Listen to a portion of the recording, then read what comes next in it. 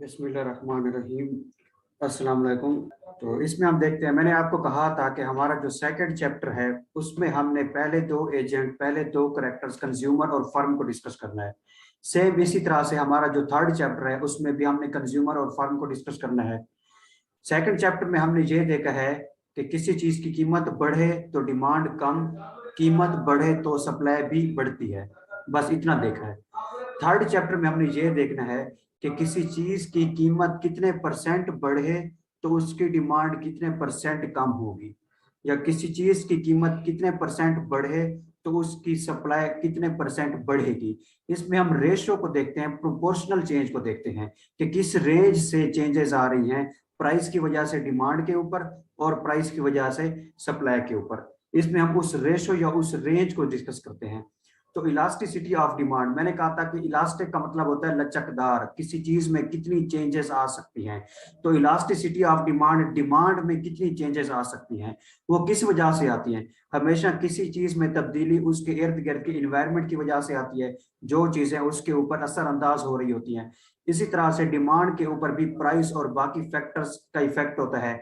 अगर प्राइस का इफेक्ट होगा तो हम कहेंगे quantity demanded, elasticity of quantity demanded. और अगर प्राइस के अलावा बाकी फैक्टर्स का इफेक्ट होगा तो हम डिमांड कहेंगे, इलास्टिसिटी ऑफ डिमांड। अब यहाँ पर हमने देखा elasticity of demand, how much change in demand और quantity demanded occurs due to percentage change in price और अदर फैक्टर्स। डिमांड बोलेंगे तो अदर फैक्टर्स, क्वांटिटी डिमांडेड बोलेंगे तो प्राइस। मतलब यह है कि हमने इसमें यह देखना है कि किसी चीज की तलब के ऊपर कितने परसेंट चेंज आएगा उसकी प्राइस या बाकी फैक्टर में परसेंटेज चेंज की वजह से। This sample eta is used to represent elasticity, elasticity को रिप्रेजेंट करने के लिए ये सैंपल इस्तेमाल होता है। इसके बाद है types of elasticity of demand. अब ये डिमांड की जो इलास्टिसिटी है, जो चेंजेस हैं, इसकी डिफरेंट टाइप्स हैं। एक है प्राइस इलास्टिसिटी ऑफ डिमांड, फिर है इनकम इलास्टिसिटी ऑफ डिमांड, उसके बाद है cross price elasticity of demand या elasticity of demand between related goods. Related goods किसे हमने कहा था, एक उसके जो मुतबादिल होती है और एक जो उसके साथ इस्तेमाल होती है, मतलब सब्स्टिट्यूट्स या कम्प्लीमेंट्स। तो हमने इसमें यह देखना है कि किसी एक प्रोडक्ट, सपोज गुड ए है, उसके ऊपर उसकी अपनी कीमत की वजह से कितना इफेक्ट पड़ेगा उसकी डिमांड के ऊपर, या जो खरीदने गया हुआ है कंज्यूमर, उसकी इनकम की वजह से उसकी डिमांड के ऊपर क्या फर्क पड़ेगा, या फिर वो जो गुड ए है, मेन प्रोडक्ट जिसको हम डिस्कस करते हैं, उसकी डिमांड के ऊपर उसके सब्स्टिट्यूट की वजह से या उसके कंप्लीमेंट की वजह से कितना असर पड़ेगा। इसको हमने इसकी टाइप्स में डिस्कस करना है। उसके बाद है प्राइस इलास्टिसिटी ऑफ डिमांड। सबसे पहले वाला कि जिस गुड को हम डिस्कस करेंगे उसकी अपनी प्राइस की वजह से उसकी डिमांड के ऊपर क्या असर पड़ेगा।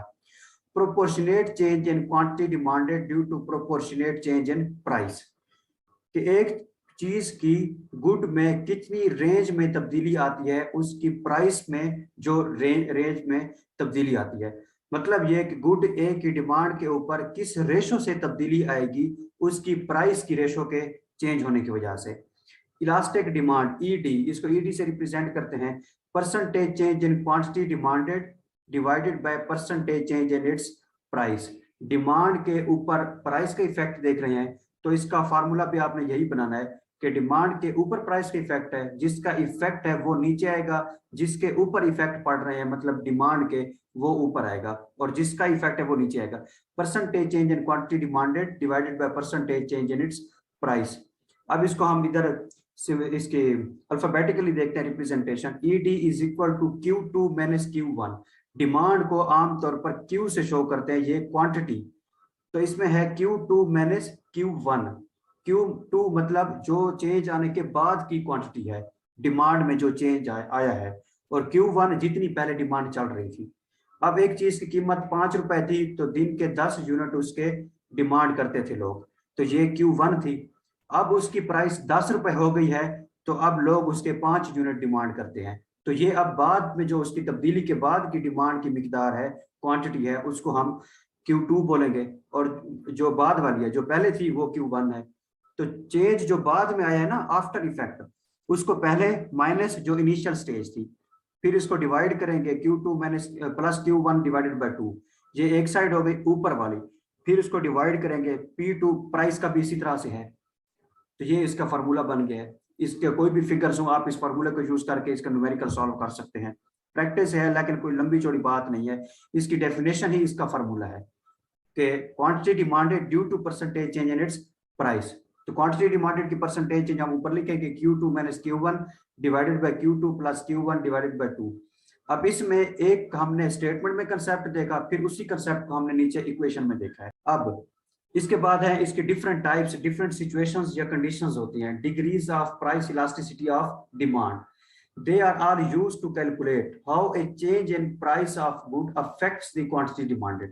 कि वही किसी चीज की कीमत में जो तब्दीली आ रही है वो उसकी डिमांड को कितना डिस्टर्ब करती है, कितना चेंज करती है। तो पहली कैटेगरी कौन सी है? Elastic demand. Percentage change in quantity demanded is greater than percentage change in its price. अब ये जो हम डिफरेंट कैटेगरीज पढ़ रहे हैं ना, इसमें समझ ले हर कैटेगरी में कंपैरिजन है कि किसी चीज की कीमत में कितना तब्दीली आ रही है और उसकी डिमांड में कितना तब्दीली आ रही है। तो प्राइस की तब्दीली और डिमांड की तब्दीली, इन दोनों को कंपेयर करेंगे कि किस में ज्यादा तब्दीली आ रही है। अगर डिमांड में ज्यादा तब्दीली आएगी, प्राइस में इतना नहीं आएगी, तो हम कहेंगे, हम असल तो डिमांड को डिस्कस कर रहे हैं ना, तो हमने डिमांड की इलास्टिसिटी को मद्देनजर रखना है। तो अगर हम देखेंगे कि अगर कीमत में इतना चेंज नहीं आ रहा लेकिन डिमांड में ज्यादा चेंज आ रहा है, तो हम कहेंगे डिमांड चेंज ज्यादा हो रही है, तो डिमांड इलास्टिक है। अगर किसी केस में डिमांड में कम चेंज आ रहा हो तो हम उसे इनइलास्टिक बोल देंगे कि ये इलास्टिक नहीं है। तो elastic demand, percentage change in quantity demanded is greater. वो कहता है कि इस केस में जब आपको लगे कि यार कीमत में इतनी तब्दीली नहीं हुई लेकिन डिमांड में बहुत ज्यादा तब्दीली हो गई है, तो डिमांड की तब्दीली ज्यादा है कीमत की तब्दीली की निस्बत, तो इसे हम कहेंगे इलास्टिक डिमांड। इसकी एग्जांपल सपोज हम ले लेते हैं कि एक बंदा है, वो आमतौर पर साइकिल यूज करता है, लेकिन उसकी सैलरी वगैरह बढ़ी तो उसने देखा कि यार मैं अगर कैलकुलेट करूं तो अब मैं इस काबिल हो गया हूं कि मैं बाइक वगैरह यूज कर सकता हूं और मैं इसका पेट्रोल वगैरह डलवा सकता हूं बाइक के अंदर। अब वो बस इंतहाई मजबूरी में उसने बाइक ली है, मतलब ये नहीं कि उसके पास कोई बेतहाशा पैसे थे तो उसने बाइक ले ली, मतलब थोड़ा सा भी उसकी हालात अगर बेहतरी आई तो उसने बाइक ले ली। अब उसके बाद अब बाइक जब उसने ली तो वो 50,000 की थी। अब 50,000 की थी और जो पेट्रोल था वो सपोज 50 रुपए लीटर था। अब पेट्रोल की प्राइस जैसे ही 60 रुपए लीटर हुई तो उसने महीने का हिसाब लगाया कि पहले मेरा 1500 लगता था, तो अब तो खाता 2000 तक जा रहा है। अब देखा जाए तो 50 से 60 हुआ है, कोई ऐसा नहीं हुआ कि 50 से 250 लीटर हो गया है। 50 से 60 हुआ है, कोई इतनी तब्दीली नहीं आई। लेकिन बाइक वो जो यूज कर रहा था वो इंतहाई इजीनेस के साथ इस्तेमाल नहीं कर रहा था। ऐसा नहीं है कि उसने बाइक ले ली तो उसके पास एक्स्ट्रा पैसा था, उसके पास जैसे ही थोड़े से पैसे आए थे उसने बाइक ले ली थी। लेकिन अब थोड़ी सी भी अगर उसे इसकी वजह से और टेंशन होगी तो वो इसको लीव कर देगा, ना कि इसके बाइक को कंटिन्यू करेगा। तो जब इस तरह से किसी चीज की कीमत में थोड़ी सी भी तब्दीली आई, लेकिन एक गरीब बंदा जो अभी थोड़ा थोड़ा उसके हालात बेहतर हुए थे, उसके ऊपर उल्टा असर पड़ जाए, बर्डन और बढ़ जाए, तो वो क्या करेगा? वो उस बर्डन को आगे कंटिन्यू नहीं करेगा बल्कि उससे जान छुड़ाएगा। तो इस तरह से पेट्रोल थोड़ा सा बढ़ा तो उसने बाइक को इस्तेमाल करना छोड़ दिया। अब जिस तरह से कोई स्टूडेंट बनना है और एक उसका अब्बू है, अब अब्बू की तो सैलरी अपनी है, तो अगर पेट्रोल महंगा भी हो गया तो वो तो बाइक वगैरह का इस्तेमाल करेंगे। लेकिन जो स्टूडेंट है, सपोज समझ लें कि हॉस्टल लाइफ गुजार रहा है, उसके जो मंथली एक्सपेंसेस आते हैं, अगर उसमें लगे कि यार मैंने तो पूरे महीना खर्चा करना होता है, तो पेट्रोल अगर थोड़ा सा भी महंगा होगा तो मैं तो सारे एक्सपेंसेस बेयर नहीं कर सकता, तो फिर मैं इसकी बजाय मैं फिर रिक्शे पे जाऊंगा कॉलेज, या फिर मैं सपोज किसी भी तरह से पैदल चलकर जाऊंगा। तो अब्बू की तो सैलरी अपनी थी तो वो सारा सिस्टम मैनेज कर रहे हैं। लेकिन जो स्टूडेंट बंदा है उसके पास तो पैसे बड़े लिमिटेड होते हैं, तो थोड़ी सी भी अगर चीज महंगी हो तो वो उसे यूज करना छोड़ देता है। तो हम कहते हैं कि प्राइस में थोड़ी सी तब्दीली आई और उसने उसकी डिमांड करना छोड़ दी, तो डिमांड में ज्यादा तब्दीली आ रही है प्राइस की निस्बत, तो इसे हम कहते हैं elastic demand. And increase in price will decrease the revenue. इसका मतलब क्या है? अब ये थोड़ी प्रोड्यूसर वाली साइड से इसे देखें कि जब अब सपोज पेट्रोल जो बंदा बेच रहा है, वैसे तो पेट्रोल प्राइस गवर्नमेंट इसको करती है कंट्रोल। अब गवर्नमेंट क्या कर रही है? गवर्नमेंट समझ लें प्रोड्यूसर है इस मामले में, क्योंकि ये कौन सी है? रेगुलेटेड मार्केट प्राइस है जो डायरेक्ट हुकूमत कंट्रोल करती है। अब हुकूमत कंट्रोल इस तरह से कर रही है कि कीमत अगर वो पेट्रोल की बढ़ाती है तो वो कोशिश हुकूमत ये करती है कि मैं किसी चीज की कीमत इतना बढ़ाऊं कि लोग फिर उसको लेते भी रहें। अगर वो एक हद से ज्यादा लालच करेगी कि मैं पैसा कलेक्ट करने के चक्कर में इसकी कीमत ज्यादा रख दूं, तो लोग क्या करेंगे, उस चीज को खरीदना ही छोड़ देंगे। अब जिस तरह से पेट्रोल की प्राइस है, आमतौर पर ये होता था कि 1 रुपए 50 पैसे कीमत बढ़ी है या 2 रुपए 30 पैसे बढ़ी है, इस तरह से। अब पेट्रोल प्राइसेस क्या हो रही हैं, अब डायरेक्ट 30 रुपए बढ़ रही है। अब इन्हीं एक ही वीक में 2 दफा 30 रुपए बढ़ी है। तो इसमें क्या हुआ, अब लोग सोच रहे हैं कि यार अब हम बाइक वगैरह को इस्तेमाल करने की बजाय अब साइकिल पर आ जाएं। चाहे वो इस तरह करें या ना करें, लेकिन इस तरह की सोच डेवलप हो रही है लोगों में। तो इसका अब हुकूमत तो ये कोशिश कर रही थी कि मैं पेट्रोल प्राइस बढ़ाऊंगी तो मेरे पास पैसा ज्यादा आएगा। अगर लोग इस तरह से कहें करें कि वो पेट्रोल लेना ही छोड़ दें, वो कहेंगे कि नहीं हम साइकिल पर गुजारा कर लेंगे, तो इसका नुकसान होगा हुकूमत को। तो उसने कीमत बढ़ाई थी, उल्टा लोग पेट्रोल लेंगे नहीं। जब नहीं लेंगे तो हुकूमत के पास जो रेवेन्यू या पैसा आ रहा था वो कम होना शुरू हो जाएगा। तो इंक्रीज इन प्राइस, किसी चीज का महंगा होना वो एक हद से ज्यादा, तो लोग उसको खरीदना छोड़ देते हैं। तो जो बेचने वाला है उसके पास कमाई यानी रेवेन्यू आना कम हो जाता है। So an increase in price will decrease the revenue due to decrease in quantity demanded, क्योंकि डिमांड कम हो गई थी। More than increase in price, मतलब कीमत में इतनी तब्दीली नहीं आई लेकिन डिमांड में बहुत ज्यादा तब्दीली आई है। प्राइस में जरा सा भी बढ़ना, प्राइस का डिमांड का बहुत ज्यादा कम हो जाना, ये इलास्टिक डिमांड है। A decrease in price will increase the revenue due to increase in quantity demanded more than। अब देखिए हम इसमें पढ़ रहे हैं चेंज को, कि प्राइस में इतना चेंज नहीं आएगा, डिमांड में ज्यादा चेंज आएगा। अब इसमें हम दो सिचुएशंस देख सकते हैं कि प्राइस थोड़ी सी बढ़ी तो डिमांड बहुत ज्यादा कम हो गई, या प्राइस थोड़ी सी भी कम हो तो डिमांड बहुत ज्यादा बढ़ जाए। ऐसे भी तो हो सकता है कि अब बॉर्डर लाइन पर जो बंदा खड़ा हुआ है, थोड़ी सी कीमत के बढ़ने से वो बाइक छोड़ भी सकता है, और उसके पास 50 में से 40,000 जमा था, अब 10,000 उसने जमा करना था, फिर उसने बाइक ले लेनी थी। तो कीमत 50,000 की बजाय 40 हो गई, थोड़ी सी कीमत कम हुई बाइक की। तो जिसके पास 40 था अब वो बाइक लेना स्टार्ट कर देगा, तो वो डिमांड इस तरह से बढ़ जाएगी। तो ये इलास्टिक डिमांड है। तो वो कहता है इसमें price and revenue move in opposite direction.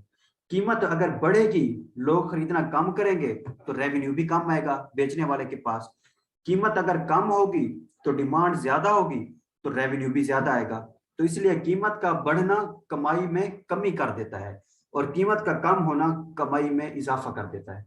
अच्छा, इसके बाद है इन इलास्टिक डिमांड। यहाँ पर डिमांड जो है वो इन इलास्टिक है, इलास्टिक नहीं है, उसमें कोई खास तब्दीली नहीं आएगी। Percentage change in quantity demanded is lesser than percentage change in its price. मतलब जो कीमत में तब्दीली आ रही है वो ज्यादा है लेकिन डिमांड में तब्दीली कम है। An increase in price will increase the revenue due to decrease in quantity being more than compensated by increase in price। इसकी एग्जांपल मैं आपको समझाता हूं कि वो कहता है इसमें प्राइस में ज्यादा तब्दीली आ रही है लेकिन डिमांड में इतनी तब्दीली नहीं आ रही। अब ये वही बात आ गई मिस मोमिना वाली, कि यहाँ पर क्या हो रहा है कि यहाँ पर हम देखते हैं कि वो कहता है कीमत में ज्यादा तब्दीली, डिमांड में कोई तब्दीली लेकर नहीं आ रही। अब आटा है, आटा 50 रुपए था, 50 से डायरेक्ट 150 हो गया है, लोग फिर भी उसको खरीदेंगे, डिमांड में कोई तब्दीली नहीं आएगी। जितने लोग पहले डिमांड कर रहे थे अब भी उतना करेंगे, क्योंकि ये बेसिक नेसेसिटी है। तो यहाँ पर प्राइस का ज्यादा चेंज होना डिमांड में इतना चेंज लेकर नहीं आ रहा। तो इसे हम कहते हैं in elastic demand. Demand in elastic है, उसमें इतनी चेंजेस नहीं आ रही। अब इसमें क्या है, price and revenue move in same direction. अब ये बेसिक नेसेसिटी थी, अब यहाँ पर उन्होंने कीमत बढ़ाई। अब पहला कॉन्सेप्ट देखा जाए पिछली वाली कैटेगरी, उसमें तो कीमत अगर बढ़ाई तो लोगों ने डिमांड कम कर दी, तो ओवरऑल रेवेन्यू भी कम हो गया, कमाई कम हो गई। लेकिन क्योंकि वो लग्जरी थी, वो एक इजाफी चीज थी बाइक वगैरह, जिसको लोग अगर ले लें तो अच्छी बात है, ना लें तो ऐसा नहीं कि उसके बगैर गुजारा ही नहीं है। लेकिन ये वाला जो केस है इन इलास्टिक डिमांड वाला, इसमें हम नेसेसिटी को डिस्कस कर रहे हैं कि यहाँ पर वो कहते हैं कीमत में ज्यादा चेंज आ रहा है लेकिन डिमांड में फिर भी कोई चेंज नहीं आ रहा। तो यहाँ पर कीमत बढ़ रही है, तो कीमत बढ़ रही है और डिमांड फिर भी लोग कर रहे हैं, तो इस तरह से फिर पैसा ज्यादा आता रहेगा प्रोड्यूसर के पास जो चीज बेच रहा है, सेलर है। तो इसमें इसलिए हम कहते हैं कि प्राइस भी बढ़े उसके बावजूद डिमांड बढ़ेगी और रेवेन्यू भी बढ़ेगा, इसलिए price and revenue move in same direction. उसके बाद है यूनिट इलास्टिक। यूनिट कहते हैं इकाई को, मतलब एक को, कि जब दोनों में इक्वालिटी हो। Percentage change in quantity demanded is equal to percentage change in its price. अब यहाँ पर आप समझ लें कि अब पहली एग्जांपल में हम अगर सपोज समझ लें कि एक साइकिल वाली, कि वो छोटी एग्जांपल है, ठीक है। अब यहाँ पर ये क्या है, अब कीमत 10 रुपए बढ़ेगी ना, सपोज 10 रुपए नहीं 10 गुना, क्योंकि हम रेशो को देख रहे हैं। कीमत अगर 10 गुना बढ़ेगी तो डिमांड भी 10 गुना कम होगी। यहाँ पर कोई ऐसी चीज है जो या ना तो हमारी बिल्कुल ही इंतहाई जरूरत वाली चीज है, ना बिल्कुल कोई अयाशी वाली चीज है। यहाँ समझ ले आप, कोई साइकिल है, साइकिल ऐसी चीज है जो ना तो कोई एक्स्ट्रा हमारी अयाशी वाली चीज में आती है, ना ऐसी है कि उसके बगैर गुजारा नहीं है। तो अगर उसकी कीमत 10 गुना बढ़ेगी तो 10 लोग उसको खरीदना कम कर देंगे। यहाँ पर जो रेवेन्यू है वो सेम रहेगा, क्योंकि उसमें ऐसा नहीं है कि डिमांड बढ़ रही है तो रेवेन्यू भी बढ़ेगा, या डिमांड कम हो रही है तो रेवेन्यू भी कम होगा। यहाँ दोनों के दरमियान इक्वल चेंज आ रहा है, तो इसलिए कमाई जितनी थी उतनी ही रहेगी, क्योंकि कोई उसके ऊपर असर तो पड़ नहीं रहा। इस तरह से है।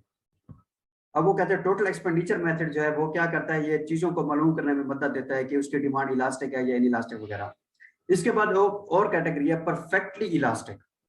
Smallest percentage change will affect the quantity demanded largely.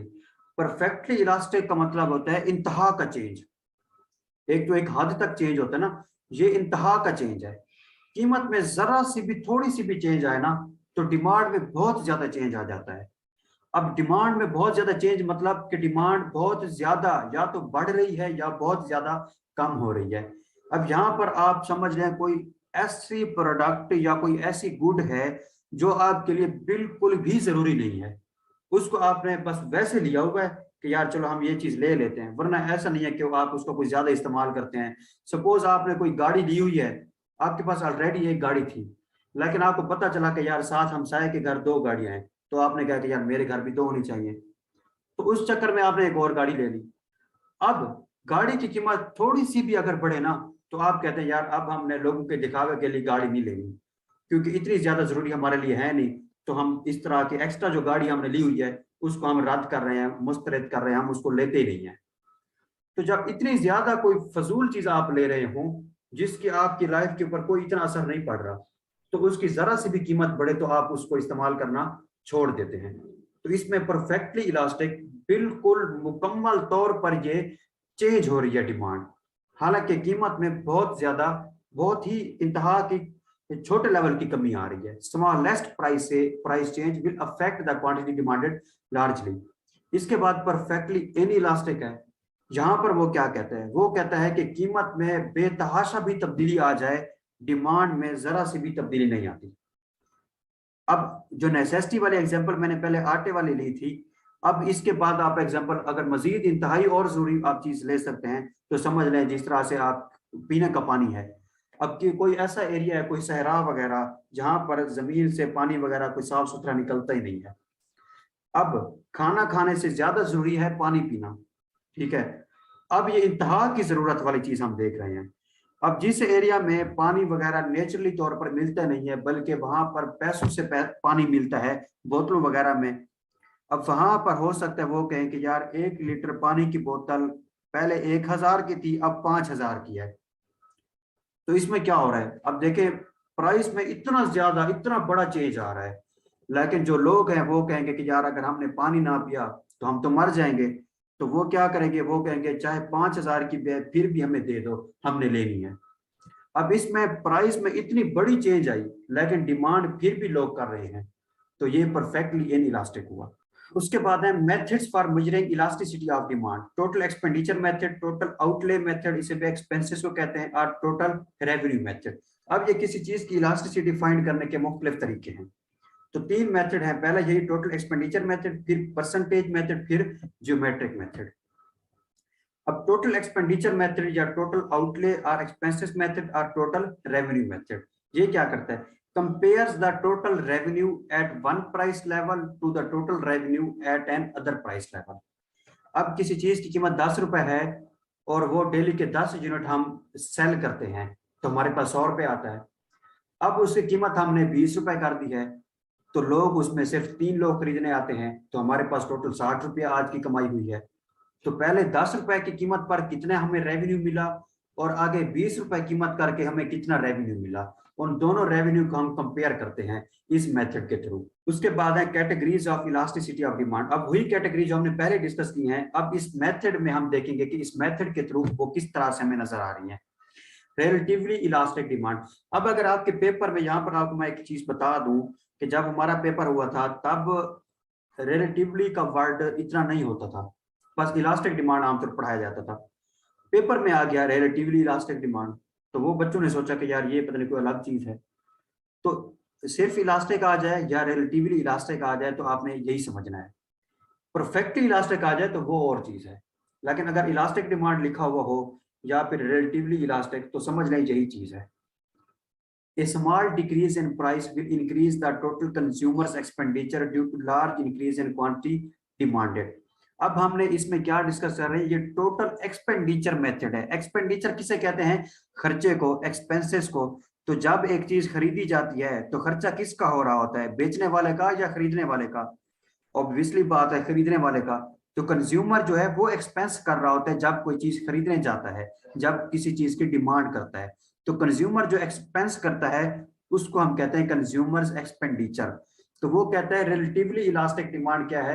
A small decrease in price will increase the total consumer expenditure due to large increase in quantity demanded. अब इसमें हम देख रहे हैं डिमांड जो है ना वो इलास्टिक है। डिमांड क्या है? लचकदार है, उसमें ज्यादा चेंजेस आ रही हैं प्राइस की निस्बत। तो डिमांड में ज्यादा चेंजेस आ रही हैं, वो कहता है कि कीमत में थोड़ी सी भी कमी आ जाए तो उसकी वजह से वो डिमांड ज्यादा करता है। जब डिमांड ज्यादा कर रहा है तो जाहिर सी बात है ज्यादा पैसे खर्च कर रहा है, ज्यादा एक्सपेंस कर रहा है, तो हम कहते हैं उसका एक्सपेंसेस जो है, एक्सपेंडिचर जो है वो बढ़ रहा है। तो अब इस टाइम प्राइस में तब्दीली कम है लेकिन डिमांड में तब्दीली ज्यादा है। कीमत थोड़ी सी भी कम हुई तो उसने ज्यादा डिमांड करना स्टार्ट कर दी। सपोज पहले एक बर्गर मिलता था 100 रुपए का, तो उस टाइम बर्गर की दुकान पर तकरीबन डेली के कोई 20 स्टूडेंट आते थे लेने। उसके बाद बर्गर की कीमत हुई 90 रुपए।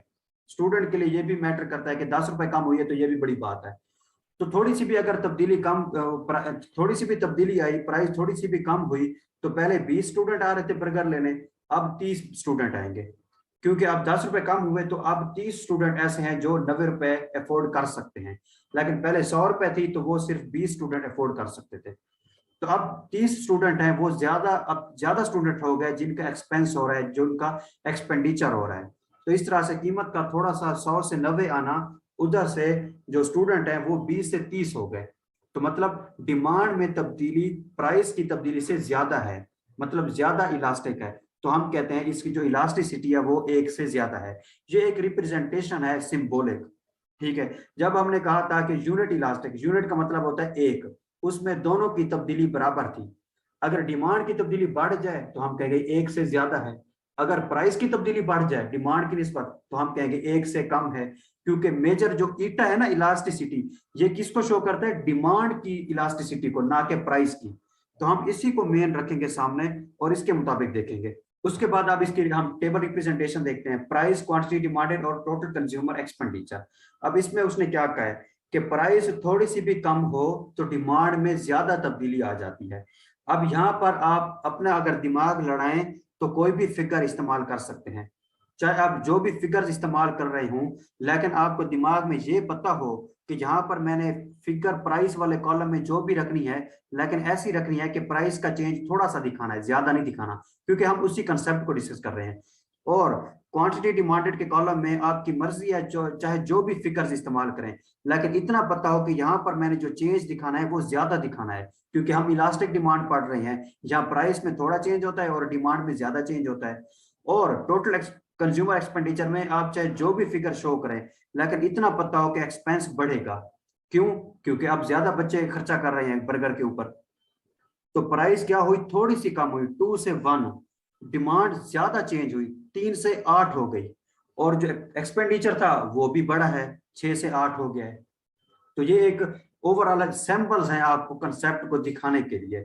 फिगर कोई यूज कर सकते हैं। अगर इतने कॉन्फिडेंट हैं कि आप अपनी तरफ से कोई इस तरह के फिगर ढूंढ कर रख सकते हैं, क्योंकि ये फिगर लगाना कोई आसान काम नहीं है। प्राइस वाला लगाएंगे, डिमांड वाला लगाएंगे तो उधर एक्सपेंडिचर जो है वो क्या पता 6 से 8 की बजाय 8 से 6 हो रहा हो। तो ये दिमाग लड़ा कर हम फिगर को इधर सेट करते हैं। अगर अपनी तरफ से दिमाग लड़ा सकते हैं तो अच्छी बात है, वरना इन्हीं को रटा लगा लें। मकसद क्या है? कंसेप्ट की समझ आना। अच्छा, अब इसमें क्या है? ये है रिलेटिवली इलास्टिक डिमांड, के डिमांड में तब्दीली प्राइस की तब्दीली से ज्यादा है। अब यहाँ पर ग्राफ के ऊपर देखें। अब ग्राफ में क्या है? पहला क्यू है, फिर वो क्यू से बढ़कर Q1 हुआ है। जो क्यू था वो प्राइस वाली साइड पे देखे पी थी। जब डिमांड बढ़ी क्यू से क्यू वन, तो क्यू बढ़ी क्योंकि प्राइस ऊपर से पी से पी वन हो गई। अब यहां पर हम देख रहे हैं कि प्राइस पी से नीचे पी वन हुई, कम हुई, और डिमांड इधर क्यू से क्यू वन हुई, मतलब बढ़ी। लेकिन अगर दोनों की जो लाइंस हैं उनके दरमियान गैप को चेक करें, तो डिमांड में जो दोनों लाइंस के दरमियान गैप है वो ज्यादा है, और जो प्राइस की दोनों लाइंस हैं उनके दरमियान जो गैप है वो कम है। तो हम शो कर रहे हैं कि जो डिमांड की तब्दीली है क्यू से क्यू वन, उसमें ज्यादा गैप है, वो ज्यादा तब्दील हुई है। और जो प्राइस की दो लाइंस के दरमियान गैप है पी और पी वन के दरमियान, वो कम है, मतलब प्राइस में थोड़ा सा चेंज आया है। अब ये ग्राफ जो है ना, शक्ल से ऐसे लगते हैं पता नहीं कोई बहुत बोरिंग है या पता नहीं कैसे बने होंगे। ये वही कंसेप्ट को ही हम यहाँ पर एक्सप्लेन कर रहे हैं, और तो कोई इस तरह की बात नहीं है। अब यहाँ पर क्यू से क्यू वन के बजाय आप क्यू वन क्यू टू भी लिख सकते हैं, क्यू थ्री क्यू फोर भी लिख सकते हैं, लेकिन शो करें कि ये इनिशियल पॉइंट था, ये फाइनल पॉइंट था। रिलेटिवली इन इलास्टिक डिमांड, अब यहाँ पर डिमांड इन इलास्टिक है, डिमांड में इतना तब्दीली नहीं आ रही। A large increase in price will decrease the total consumer expenditure due to small decrease in quantity demanded। अब यहाँ पर देखें वो कहते हैं कि प्राइस में जो चेंज है वो ज्यादा है, लेकिन डिमांड में जो चेंज है वो कम है। अब जब हम देखते हैं ना ओवरऑल कि यार कीमत ज्यादा बढ़ रही है, कीमत में ज्यादा तब्दीली आ रही है, लेकिन डिमांड में इतनी तब्दीली नहीं आ रही, तो ये हमें पता चल जाता है ये जरूर यहाँ पर कोई ना कोई अहम चीज की बात हो रही है, जो कोई प्रोडक्ट हमारे लिए जरूरी है। फजूल चीजों को तो हम फौरन तर्क कर देते हैं, चाहे कीमत थोड़ी सी भी बढ़े, लेकिन यहाँ पर कीमत भी बढ़े और उसकी डिमांड में फिर भी कोई इतनी ज्यादा तब्दीली ना हो, तो हम कहते हैं ये जरूर कोई ना कोई अहम चीज है हमारी जिंदगी में। अब ये एग्जाम्पल मैं आपको कई दे चुका हूँ, आटे चीनी घी और सारी चीजें, तो यहाँ पर कोई भी दिमाग में बिठा लें। तो मकसद क्या है, रिलेटिविटी इन इलास्टिक डिमांड कहते किसे हैं कि डिमांड इन इलास्टिक है, डिमांड में इतनी तब्दीली नहीं आ रही। A large increase in price में ज्यादा तब्दीली आ रही है। तो यहाँ पर सिंबॉलिक रिप्रेजेंटेशन देखें कि जो ईटा है मतलब डिमांड की इलास्टिसिटी, वो क्या है, एक से कम है, मतलब यहाँ पर प्राइस की चेंज से कम है, प्राइस में ज्यादा चेंज है और डिमांड में कम चेंज है। अब यहाँ पर टेबल रिप्रेजेंटेशन है। अब प्राइस क्या कहा हमने, प्राइस बढ़ी है और डिमांड कम हुई है। प्राइस का चेंज बड़ा था, डिमांड का चेंज थोड़ा था। तो यहाँ पर देखें प्राइस 3 से 5 हुई है और डिमांड 2 से 1 हुई है। और जो टोटल एक्सपेंडिचर था वो क्या था, वो भी कम था, क्योंकि डिमांड कम हुई है तो कम खर्चा हो रहा है, तो वो भी 6 से 5 हुआ है। तो यहाँ पर अब वही बातें मैं दोबारा करूंगा, तो बेहतर यह कि आगे चलूं, फिगर कोई भी यूज कर लें, कंसेप्ट यही है। अब यहाँ पर क्या है, रिलेटिवली इन इलास्टिक है, डिमांड में तब्दीली कम है, प्राइस में ज्यादा तब्दीली है, बड़ी। ग्राफ के ऊपर देखें कि डिमांड है क्यू से क्यू वन और प्राइस है पी से पी वन। तो डिमांड की तब्दीली हमने कहा है इस केस में कम है।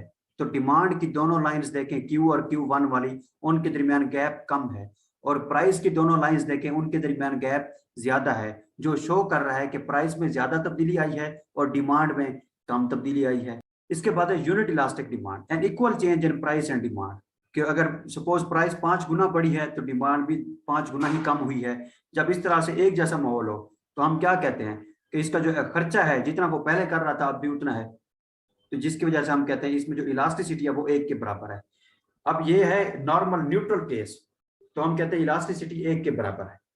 अब अगर इलास्टिसिटी डिमांड की बढ़े तो हम ग्रेटर देन 1 कह देते हैं, अगर प्राइस की ज्यादा हो इलास्टिसिटी तो हम इसे ईटा को लेस देन 1 कह देते हैं। अब यहाँ पर देखें प्राइस जो है वो 1 से 2 हुई है और क्वांटिटी क्या हुई है, 2 से 1 हुई है, मतलब जितना उसमें भी 1 यूनिट का फर्क इजाफा हुआ है, इसमें 1 यूनिट की कमी हुई है। तो ओवरऑल जो खर्चा था उसमें देखें 2 1 जार 2 या 1 2 जार 2, तो दोनों का खर्चा जो है वो कांस्टेंट रह रहा है। तो ये टेबल में हमने शो कर दिया। अब ग्राफ के ऊपर देखें जो Q1 से Q2 है डिमांड और P1 से P2 है प्राइस। मैंने आपको पहले कह दिया ये ग्राफ के ऊपर आप ये ना कहें कि यार कहीं पर Q से Q1 किया हुआ है, कहीं से Q1 से Q2 किया हुआ है। मकसद होता है इनिशियल पॉइंट और फाइनल पॉइंट को शो करना। आप नाम कोई भी रख दें, लेकिन जो इनके रिलेटेड है अल्फाबेट्स वही यूज करें तो बेहतर है। डिमांड को क्वांटिटी कहते हैं, उसे Q1 Q2 कह दें। प्राइस को P से शो करते हैं तो P1 P2 बोल दें। अब यहाँ पर देखें, अब Q1 से Q2 के दरमियान जितना गैप है उतना ही गैप P1 से P2 के दरमियान है।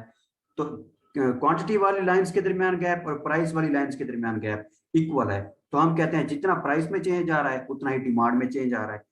तो इस तरह से इस कहते हैं यूनिटरी डिमांड या यूनिट अच्छा, अब हम पढ़ रहे हैं methods for measuring elasticity of demand, कि डिमांड में कितना इलास्टिसिटी है, डिमांड कितना चेंज हो रही है, किस रेशो से चेंज हो रही है या किस परसेंटेज से चेंज हो रही है, किसकी वजह से, अपनी प्राइस की वजह से।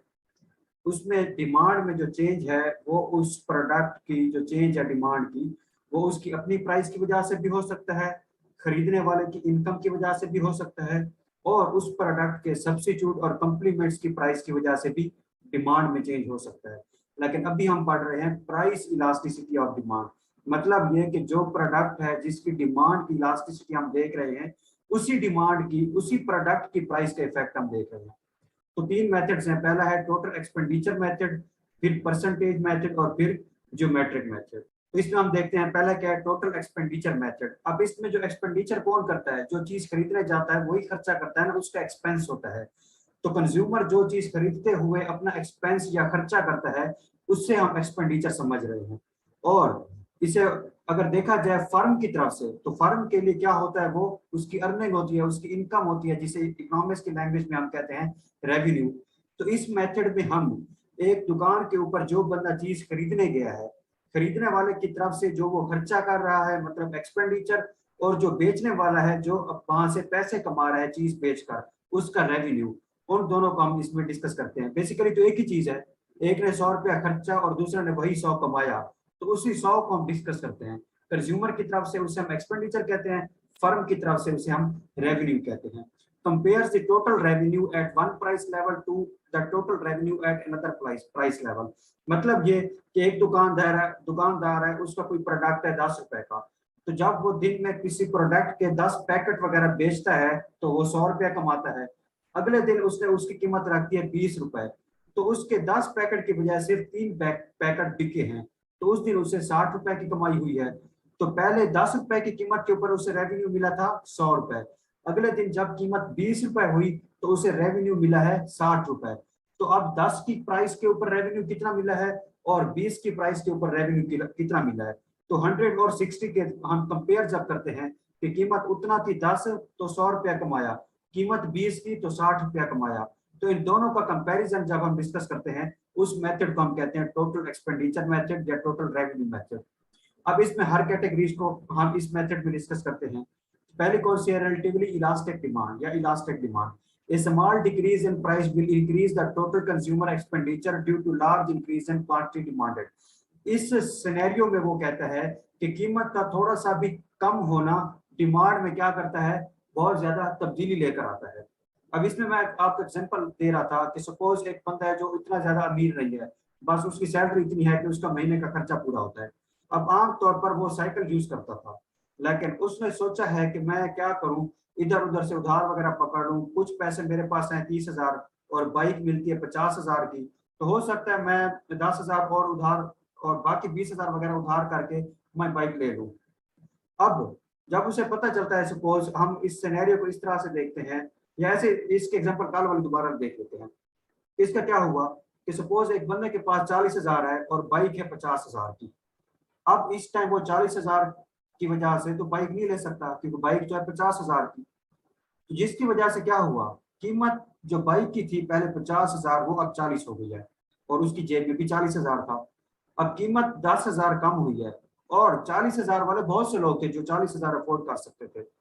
तो कीमत में 10,000 की कमी हुई है, लेकिन हो सकता है पहले दिन में बाइक 10 लोग लेते हो, अब 100 लोग लेने लग जाए, क्योंकि 40,000 तकरीबन लोगों के पास था, 50,000 नहीं था।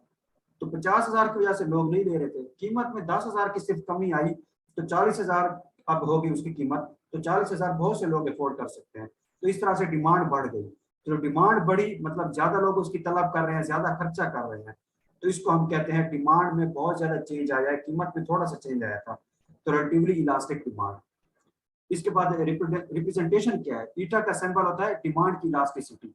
तो इसमें प्राइस में इतनी तब्दीली नहीं है, लेकिन डिमांड में ज्यादा है, क्योंकि डिमांड ज्यादा इलास्टिक है प्राइस की निस्बत, तो हम कहते हैं ईटा इज ग्रेटर देन 1। उसके बाद टेबल देखते हैं कि प्राइस 2 से 1 हुई, थोड़ी सी कम हुई है, लेकिन डिमांड 3 से 8 हो गई, बहुत ज्यादा बढ़ गई। और खर्चा भी क्या हुआ है, 6 से 8 हुआ है, वो भी बड़ा है, क्योंकि डिमांड कर रहे हैं लोग, खर्चा कर रहे हैं। ग्राफ के ऊपर हम देखते हैं, हमने कहा कि प्राइस में जरा सी तब्दीली डिमांड में बहुत ज्यादा तब्दीली लेकर आ जाती है। तो प्राइस जरा सी चेंज हुई P से P1 तक और डिमांड Q से Q1 तक हो गई। तो अब ग्राफ के ऊपर देखें, प्राइस का गैप डिमांड के गैप से बहुत कम है, तो जो शो कर रहा है कि डिमांड की तब्दीली ज्यादा है, प्राइस की तब्दीली कम है। उसके बाद relatively inelastic demand, a large increase in price will decrease the total consumer expenditure due to small decrease in quantity demanded। अब यहाँ पर वो कहता है कीमत में ज्यादा तब्दीली आ रही है लेकिन डिमांड में इतनी तब्दीली नहीं आ रही। अब इसकी मिसाल आप वही वाली ले लें जो हमारी बेसिक नेसेसिटीज ऑफ लाइफ होती है, बुनियादी जरूरियात, कि उसकी कीमत ज्यादा भी बढ़े तो फिर भी उसकी डिमांड में कोई इतनी कमी नहीं आती।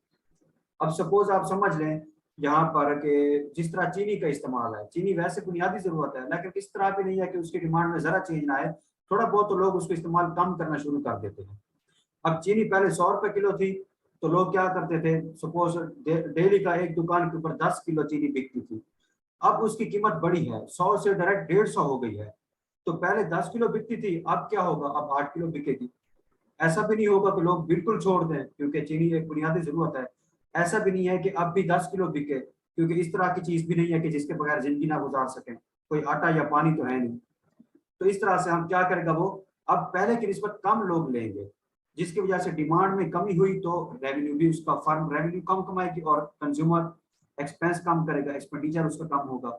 और यहाँ पर क्या है, प्राइस की जो इलास्टिसिटी है वो ज्यादा है और डिमांड की कम है, इसलिए ईटा इज लेस देन 1। अब यहाँ पर प्राइस क्या हुई, 3 से 5 हुई, दो दो फिगर बढ़ी है, लेकिन डिमांड में थोड़ी सी तब्दीली आई है, 2 से 1 हुई है। और जो एक्सपेंडिचर है वो 6 से 5 हुआ है। डिमांड कम हुई तो जाहिर सी बात है उसका एक्सपेंडिचर भी कम होगा। ग्राफ के ऊपर देखें, हमने कहा कि प्राइस का चेंज ज्यादा है, डिमांड का कम है। तो सिंपल ग्राफ आप पेज के ऊपर ड्रा करेंगे, क्या करेंगे, पहले एक लाइन हॉरिजॉन्टल ड्रा करेंगे एक्स एक्सेस, फिर वाई एक्सेस को, उधर से फिर क्या करेंगे, आप एक पहले लाइन इस तरह ड्रा करेंगे, हॉरिजॉन्टल लाइन ड्रा करेंगे, ठीक है, पी एक्सेस को लेकर। तो सपोज आपने जो पी वाली लाइन है उसे एक ड्रा कर लिया, सिंपल उसे ड्रा किया, उसके बाद आपने कहां पर लेकर गए, पहले आपने क्या करना है, आप ऐसे भी समझ सकते हैं, अगर लाइन ड्रा करने के बजाय आप पहले डिमांड कर्व को ड्रा कर लें, क्योंकि बेसिकली तो हम डिमांड को पढ़ रहे हैं ना सारा।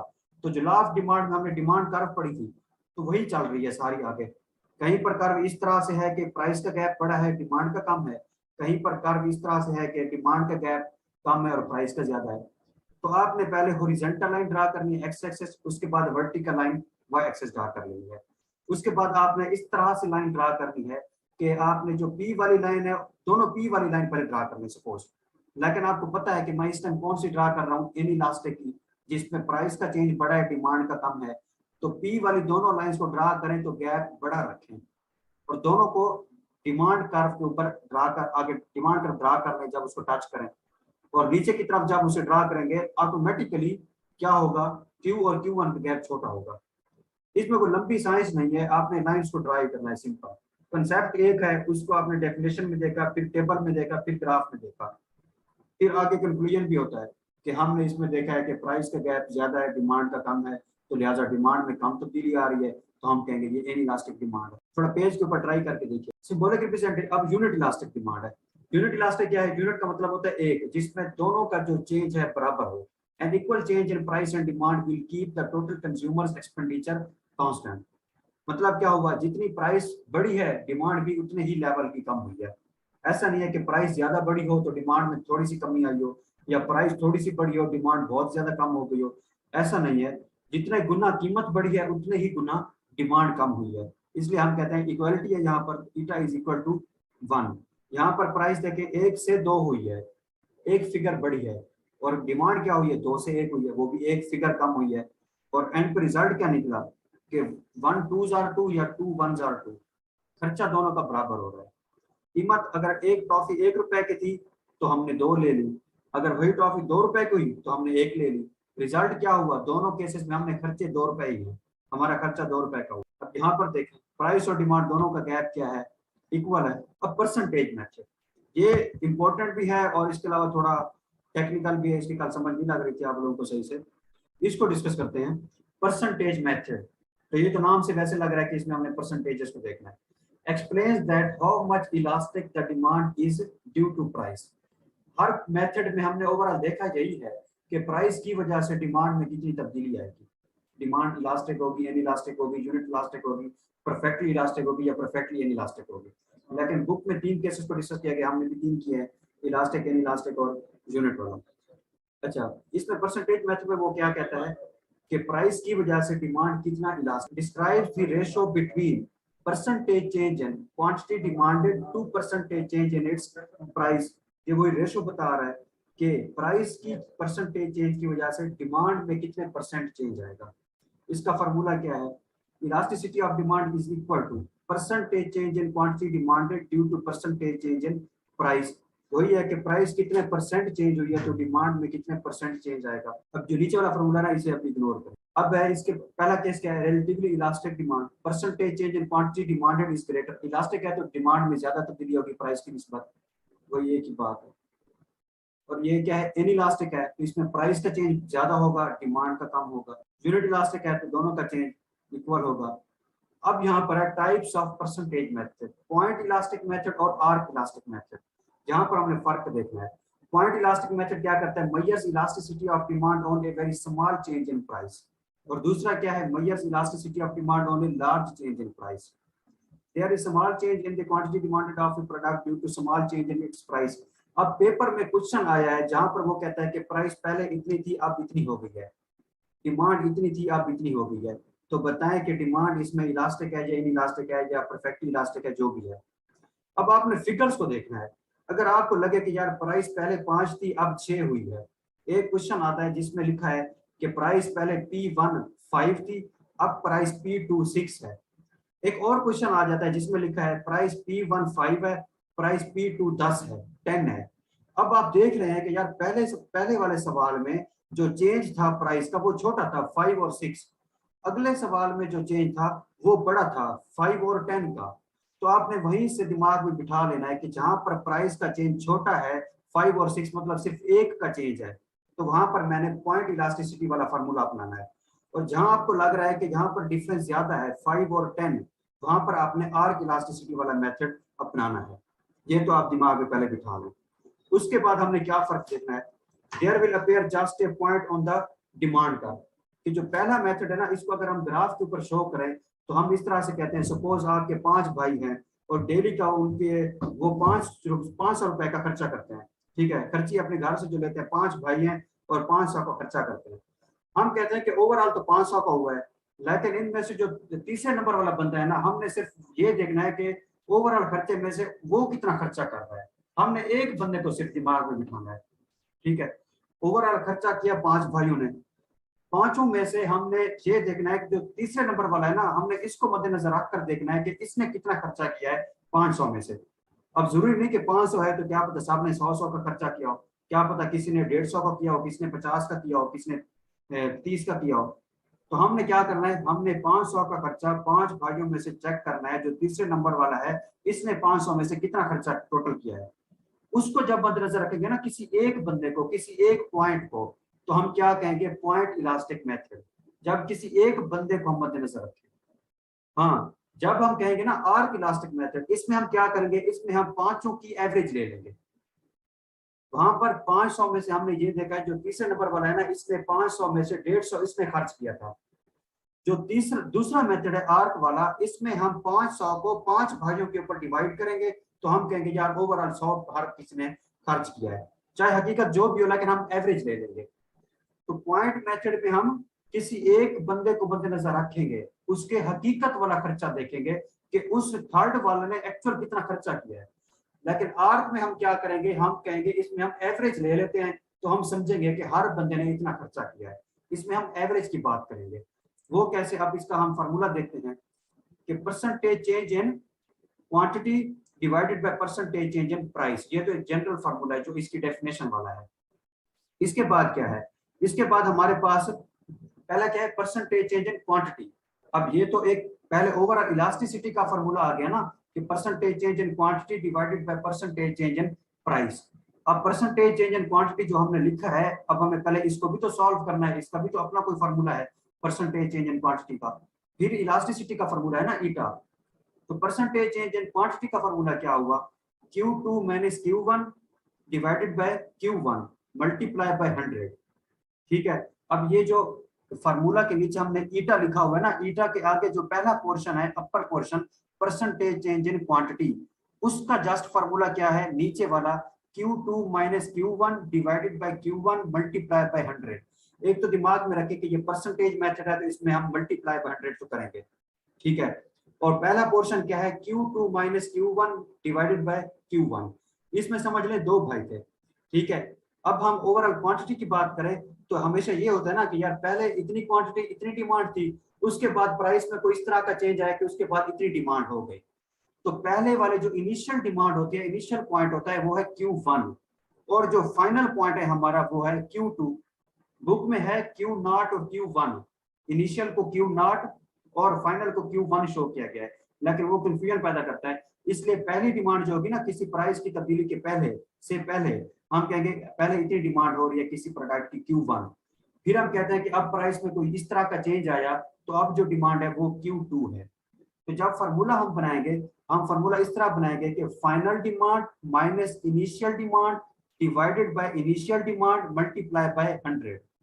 डिमांड की परसेंटेज हमने फाइंड कर लियो, परसेंटेज चेंज इन क्वांटिटी या परसेंटेज चेंज इन डिमांड, उसका फार्मूला हम बनाएंगे final demand minus initial demand divided by initial demand multiply by 100। Q2 क्या है, फाइनल डिमांड जो प्राइस के चेंज होने के बाद जितनी तलब हो रही है, और Q1 जो प्राइस की तब्दीली से पहले जितनी डिमांड हो रही थी। डिवाइड करेंगे पहले वाले को जो ओरिजिनल वैल्यू पहले वाली डिमांड थी, फिर 100 से मल्टीप्लाई कर देंगे।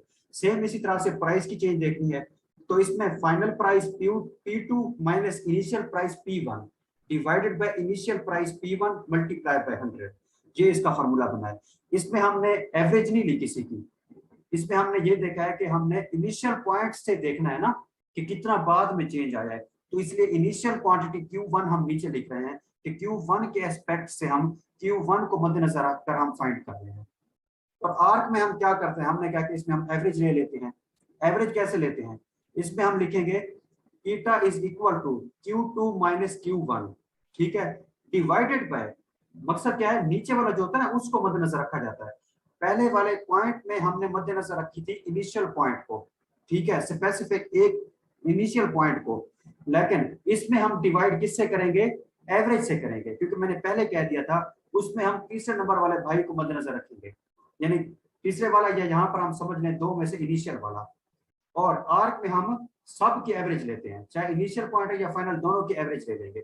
अब यहाँ पर देखें पहला पोर्शन ऐसे ही है Q2 minus Q1 final demand minus initial demand divided by, यहाँ डिवाइडेड बाय क्या था Q1 इनिशियल पॉइंट, यहाँ डिवाइडेड बाय क्या है Q1 plus Q2 divided by 2। इसमें हम इनिशियल और फाइनल की एवरेज लेते हैं। एवरेज कैसे ली जाती है, हमेशा कि जितने मेंबर्स हैं उनको ऐड करें डिवाइडेड बाय उनकी मतलब जो वैल्यूज हैं उनको ऐड करें डिवाइडेड बाय उन पार्टिसिपेंट्स के नंबर को, ठीक है। अब यहाँ पर सपोज 1 घंटे की क्लास है और 5 पार्टिसिपेंट्स हैं, तो समझ लें कि 20-20 मिनट हमने 100 मिनट अगर टोटल पढ़ाया, 1 घंटा नहीं 100 मिनट अगर टोटल पढ़ाया है तो समझ लें हर पार्टिसिपेंट को हमने 20-20 मिनट पढ़ाया है। एवरेज इस तरह ली जाती है, इतना तो आपको पता है। तो फार्मूले का फर्क क्या आ रहा है, पहले में final demand minus initial demand divided by initial demand, यहाँ पर final demand minus initial demand divided by average demand, ठीक है, Q1 plus Q2 divided by 2, फिर उस तरह 100 से मल्टीप्लाई करना है। सेम जो ईटा के आगे वाला फार्मूला है, इसका जो लोअर पोर्शन है परसेंटेज चेंज इन प्राइस, इसको भी वैसे बनाना है, final price minus initial price divided by initial price multiply by 100। यहाँ पर final price minus initial price divided by initial price, फिर divided by initial plus final की एवरेज, इसमें एवरेजेस है। अब आप सारे बंदे बताएं कि इनकी समझ लग रही, आज दोनों का डिफरेंस पता चल रहा है या नहीं, कि क्या डिफरेंस है। पॉइंट में हम डिवाइडेड बाय इनिशियल करेंगे और आर्क में हम डिवाइडेड बाय दोनों की एवरेज करेंगे, ये फर्क है। तो फर्क क्या रखना है कि जब सवाल हम देखेंगे पेपर में, हमें लगेगा कि यार प्राइस का चेंज छोटा है, पहले P1 5 है P2 6 है, तो ये छोटा चेंज है, एक का फर्क है, तो हम पॉइंट वाला फार्मूला अपनाएंगे। अगर हमें लग रहा है आर्क वाला यहाँ पर मेजर चेंज है, उसके बाद हम इसका फार्मूला लगाएंगे, ठीक है। और फार्मूले में चेंज क्या है कि जब माइनर चेंज होगा दोनों में तो पॉइंट वाला मेथड लगाएंगे, और यहाँ पर हम क्या करेंगे final minus initial divided by initial. और जब हमें पता चलेगा कि प्राइस में मेजर चेंज है, P1 5 है P2 10 है 20 है कुछ भी, लेकिन मेजर चेंज है, उसमें हम आर्क वाला फार्मूला लगाएंगे। और आर्क वाला फार्मूला जब लगेंगे तो हमें पता होगा कि final minus initial divided by यहाँ पर average Q1 plus Q2 divided by 2, और प्राइस में भी ऐसे है, नीचे डिवाइडेड बाय एवरेज है। अब यहाँ पर जो पॉइंट है ना, उसको हमने ग्राफ के ऊपर वैसे शो कर दिया कि यहाँ पर हम एक स्पेसिफिक बंदे को मद्देनजर रखते हैं, पूरी कर्व के ऊपर एक स्पेसिफिक पॉइंट को मद्देनजर रखते हैं। कर्व के ऊपर हमने इस तरह से इसे जस्ट शो किया है, और कोई साइंस नहीं है इसमें। और आर्क में हमने क्या कहा है, हमने कहा कि इसमें हम 2 पॉइंट्स होंगे तो दोनों की एवरेज लेंगे। वहां पर 5 भाई थे, लेकिन हमने तीसरे को मद्देनजर रखा था, किसी एक को। लेकिन आर्क में हम क्या करते हैं कि 5 भाई या 2 भाई हैं तो हम दोनों को मद्देनजर रखेंगे, दोनों की एवरेज लेंगे। तो ये फर्क है। इसके बाद है geometric method, measures elasticity of demand at any point on the demand curve. इसका मतलब क्या हुआ कि यहाँ पर क्या है, ये डिमांड कर्व के ऊपर किसी एक पॉइंट के ऊपर हमने फाइंड करना है कि पूरी कर्व है लेकिन फला पॉइंट के ऊपर डिमांड कितना इलास्टिक है। तो इसका फॉर्मूला क्या है, lower point of demand curve divided by upper point of demand curve. इसको आगे देखते हैं। अब ये ग्राफिकल रिप्रेजेंटेशन थी जो कल हमने बनाई थी कि पूरी कर्व है, इसके ऊपर हमने देखना है कि यार हमारे पास 5 इलास्टिसिटी के 5 क्लासिफिकेशन थी ना, टोटल 5 कैटेगरीज थी। तो हमने यही देखना है कि पांचों में से किस पॉइंट के ऊपर कौन सी कैटेगरी चल रही है। ठीक है, 5 पॉइंट्स हैं, लेकिन इसको समझाने से पहले मैं आपको एक एग्जांपल दूंगा। वो आगे वाला पेज हम देखते हैं। पहले एग्जांपल क्या है, suppose length of demand curve is 10 centimetre. मतलब समझ लें कि ये जो हमने डिमांड कर्व बनाई है ना, इसकी टोटल लेंथ कितनी है, 10 सेंटीमीटर है। In unit elastic demand there is an equal change in demand and price. तो हमें क्या पता है कि जो यूनिट इलास्टिक डिमांड होती है उसमें हम कहते हैं equal change in demand and price.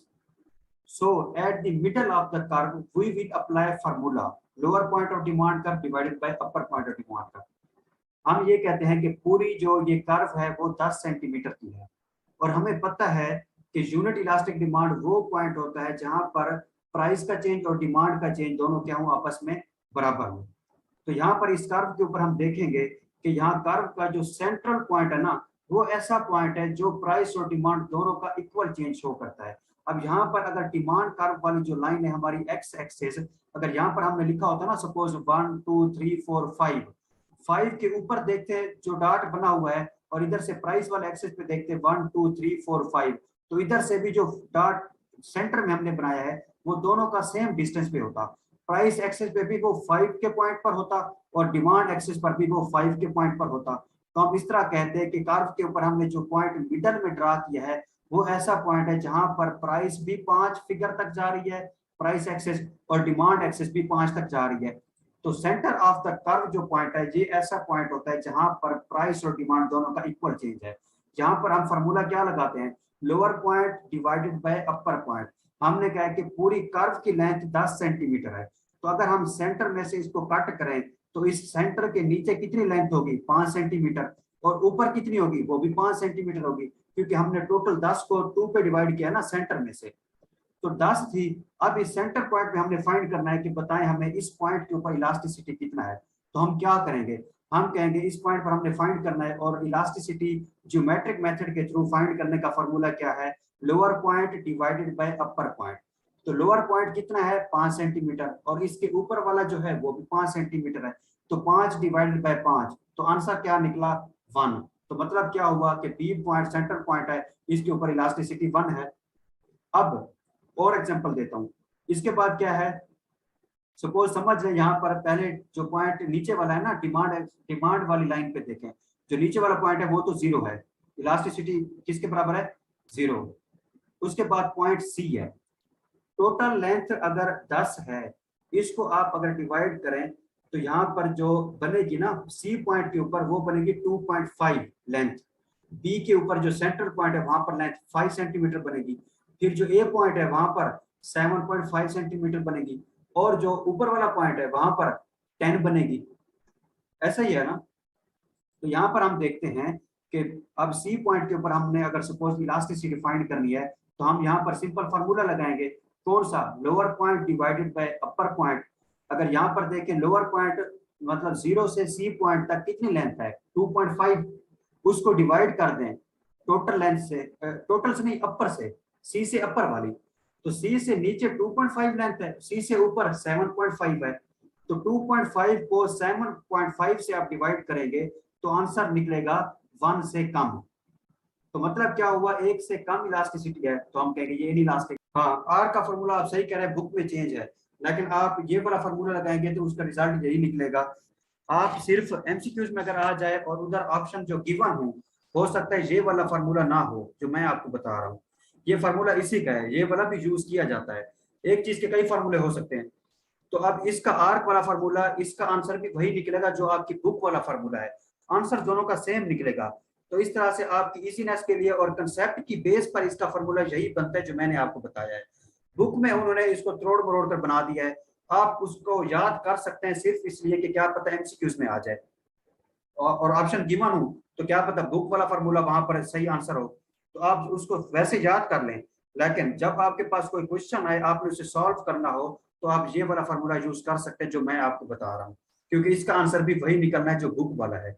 और जिस तरह से ये कंसेप्ट है जिसमें हम वहां पर स्पेसिफिक पॉइंट को लेते हैं और दूसरे में हम एवरेजेस को लेते हैं, तो इस बेस के ऊपर इस फार्मूले को इसी तरह से डिजाइन करना चाहिए, और ये इसी तरह से ही है, और ये फार्मूला इसी तरह से पढ़ाया जाता है, हमें भी हमारे सर ने ऐसे ही पढ़ाया था, तो ये गलत नहीं है। मैंने आपको कहा है कि पहले आप क्या करेंगे, प्राइस का एक्सेस ड्रा करेंगे, उसके बाद आप डिमांड का एक्सेस ड्रा करेंगे, उसके बाद आप डिमांड कर्व बना लेंगे, ऐसे नीचे नहीं जानिए।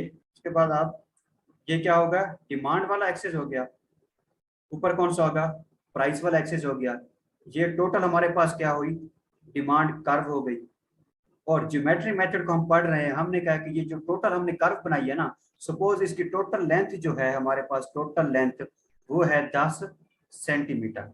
अब इसके ऊपर हमने कौन सी कैटेगरीज ड्रा की थी, हमारे पास इलास्टिसिटी ऑफ डिमांड की कितनी कैटेगरीज हैं, आपको पता है हमारे पास 5 कैटेगरीज हैं। और इसको हमने यहाँ पर एक्सप्लेन कैसे करना है, सबसे पहले हम हमेशा देख लेते हैं unit elastic. Unit elastic, unit का मतलब होता है एक, एक यूनिट इलास्टिक हम कहते हैं किसको है, हम कहते हैं इसमें प्राइस और डिमांड का इक्वल चेंज है।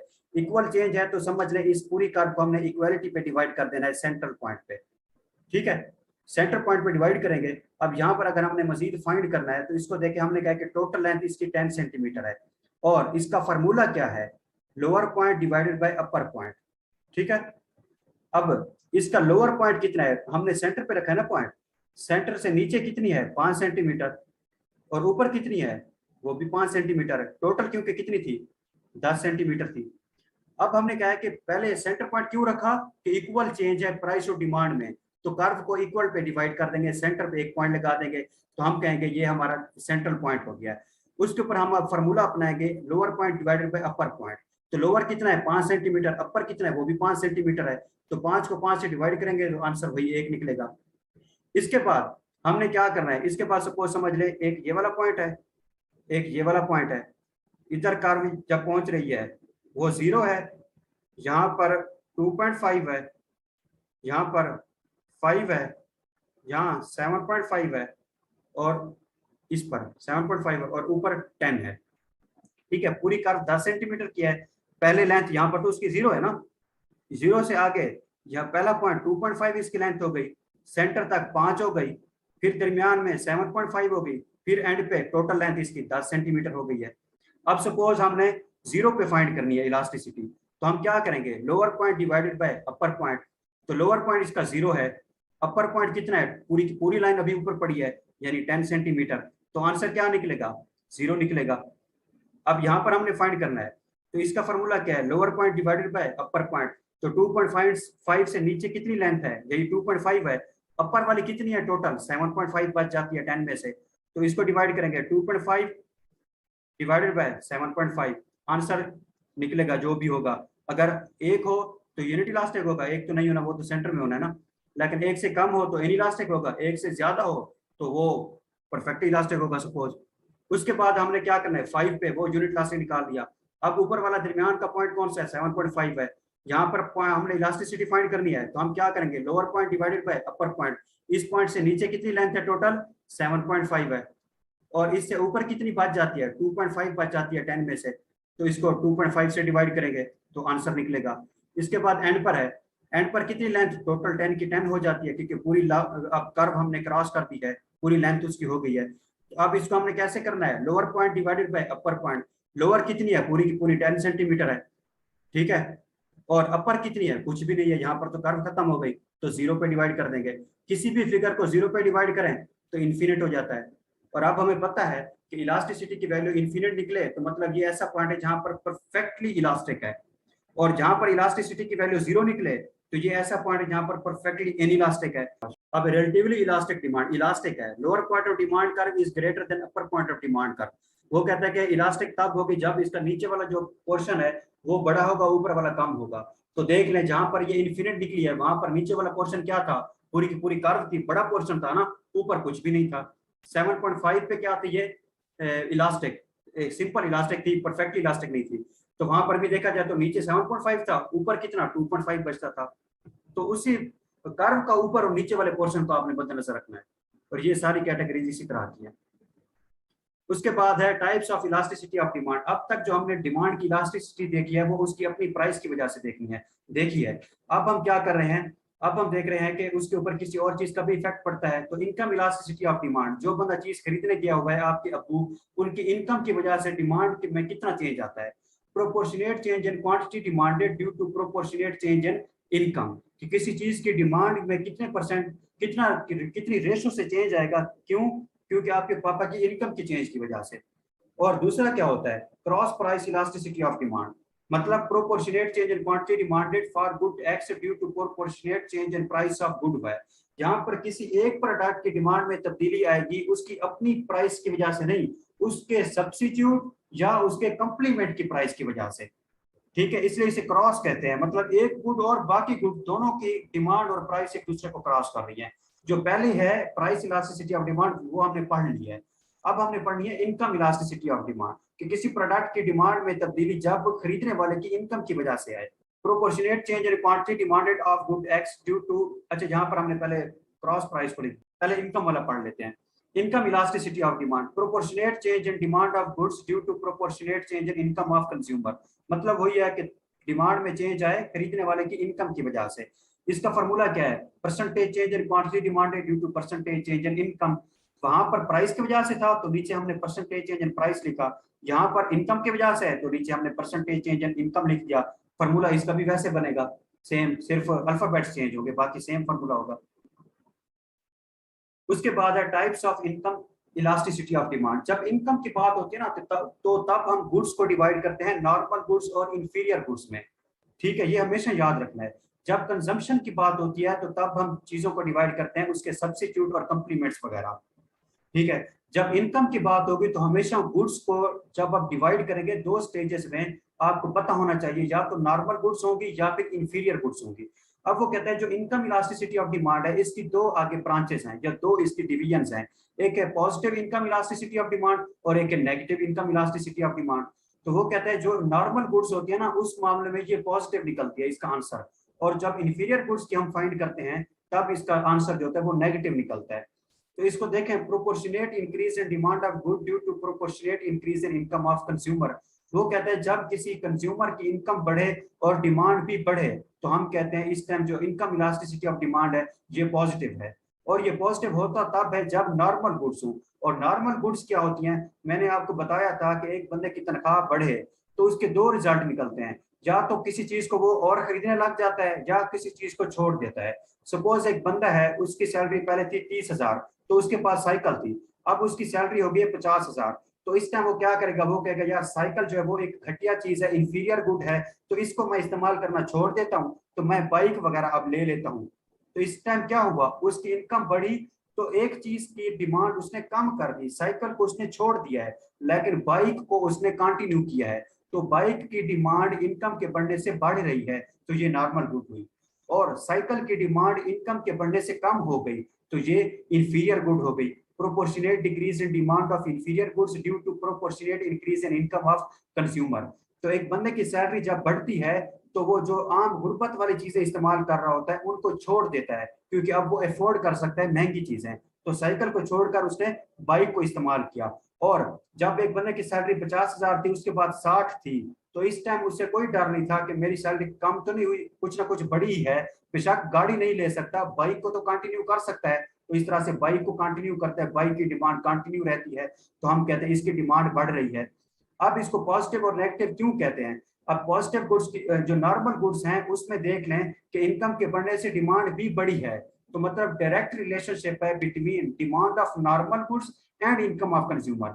इनकम बढ़ी तो बाइक कंटिन्यू रही, बाइक की डिमांड भी बढ़ी, तो दोनों में पॉजिटिव रिलेशन था, डायरेक्ट रिलेशन था। लेकिन उधर इंफीरियर गुड्स में देखा जाए नेगेटिव में, उधर उसकी इनकम बढ़ी है तो उसने साइकिल लेना छोड़ दी, मतलब इनकम के बढ़ने से साइकिल की डिमांड कम हो गई।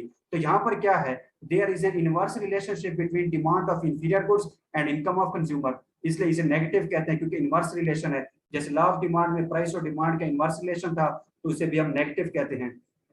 अब हम पढ़ते हैं cross price elasticity of demand, कि किसी एक प्रोडक्ट की डिमांड किसी और प्रोडक्ट की प्राइस की वजह से क्यों चेंज होती है। Proportionate change in quantity demanded of good X due to proportionate change in price of good Y. वो कहता है कि अब दो गुड्स हैं हमारे पास, एक है गुड एक्स और एक है गुड वाई। अब गुड एक्स की जो प्राइस है ना वो वैसे ही रहती है जैसे थी, लेकिन उसके बावजूद उसकी जो डिमांड है वो क्या होती है, कम होती है। वेट थोड़ा सा, cross price elasticity of demand, इसे क्रॉस क्यों कहा जाता है, क्योंकि किसी एक गुड की डिमांड के ऊपर किसी और गुड की प्राइस का इफेक्ट होता है। तो एक चीज की डिमांड और किसी और चीज की प्राइस आपस में क्रॉस होती है, दोनों का एक दूसरे के ऊपर इम्पैक्ट होता है, इसलिए इसका नाम रखा गया है cross price elasticity of demand. जो हमने पहले पढ़ा था सबसे पहले प्राइस इलास्टिसिटी ऑफ डिमांड, उसमें एक ही गुड को डिस्कस किया था और उसकी अपनी प्राइस का उस डिमांड के ऊपर फर्क देखा था कि उसका क्या इम्पैक्ट पड़ता है। उसके बाद हमने देखा इनकम इलास्टिसिटी ऑफ डिमांड, उसमें हमने दो गुड्स को डिस्कस किया था, एक थी नॉर्मल गुड्स और एक थी इंफीरियर गुड्स। नॉर्मल गुड्स ऐसी होती हैं जब किसी बंदे की इनकम बढ़े तो उनकी डिमांड बढ़ जाती है, और इंफीरियर गुड्स ऐसी थी जिनकी जब किसी बंदे की इनकम बढ़े तो उनकी डिमांड कम हो जाती है। अब नॉर्मल गुड्स में डिमांड बढ़ी इनकम के बढ़ने से, दोनों डायरेक्ट रिलेशन था उनमें, तो हमने कहा इसे कहते हैं positive income elasticity of demand. और जो इंफीरियर गुड्स के मामले में था उसमें हमने कहा कि इनकम बढ़े तो उनकी डिमांड कम हो जाती है। जैसे हमने कहा कि किसी बंदे की सैलरी बढ़े तो वो बाइक का यूज कम कर देता है और साइकिल का यूज कम कर देता है और बाइक वगैरह लेता है। तो इस तरह से साइकिल की डिमांड कम हुई, साइकिल क्या थी, इंफीरियर गुड। तो यहाँ पर इंफीरियर गुड की डिमांड कम हो रही है इनकम के बढ़ने से, तो ये इनवर्स रिलेशन है जिसकी वजह से हमने इसे कहा था negative income elasticity of demand. उसके बाद आज हम पढ़ रहे हैं cross price elasticity of demand, proportionate change in quantity demanded of good X due to proportionate change in price of good Y. Suppose हमारे पास दो गुड्स हैं, अब उनको आप good A, good B, good C, good D या good X, good Y कोई भी नाम दे सकते हैं। तो इसमें वो कहता है जो पहली गुड है हमारे पास गुड एक्स, उसकी डिमांड में चेंज आ रहा है किस वजह से, due to proportionate change in price of good Y. जो दूसरी गुड है वाई, उसकी प्राइस की तब्दीली की वजह से।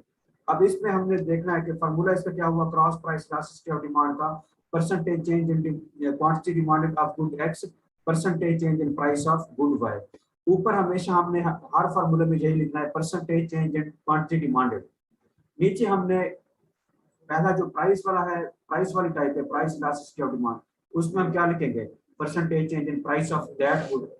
इनकम में क्या लिखेंगे, percentage change in income of consumer. और क्रॉस प्राइस में क्या लिखेंगे नीचे, percentage change in price of good Y. तो जिसका इफेक्ट आ रहा है वो नीचे आएगा, जिसके ऊपर इफेक्ट पड़ रहे हैं वो लाइन के ऊपर आएगा। अब इसमें हम जैसे इनकम इलास्टिसिटी ऑफ डिमांड में हमने उसकी डिवीजन की थी, दो कंडीशंस थी, दो सिचुएशंस थी, कि एक थी नॉर्मल गुड्स के मामले में पॉजिटिव और एक थी इंफीरियर गुड्स के मामले में नेगेटिव। इसी तरह से यहाँ पर भी इसकी डिवीजन है positive cross price elasticity of demand और negative cross price elasticity of demand. अब हमें ये देखना है कि वहां पर तो पॉजिटिव थी जब नॉर्मल गुड्स थी और नेगेटिव थी जब इंफीरियर गुड्स थी। अब यहाँ पर पॉजिटिव क्रॉस प्राइस कब होगा और नेगेटिव क्रॉस प्राइस कब होगा। तो पॉजिटिव वाला पहले हम पढ़ते हैं, proportionate increase in demand of good X due to proportionate increase in price of good Y. इसमें पहले वो क्या बता रहा है कि गुड एक्स की डिमांड बढ़ रही है गुड वाई की प्राइस के बढ़ने से।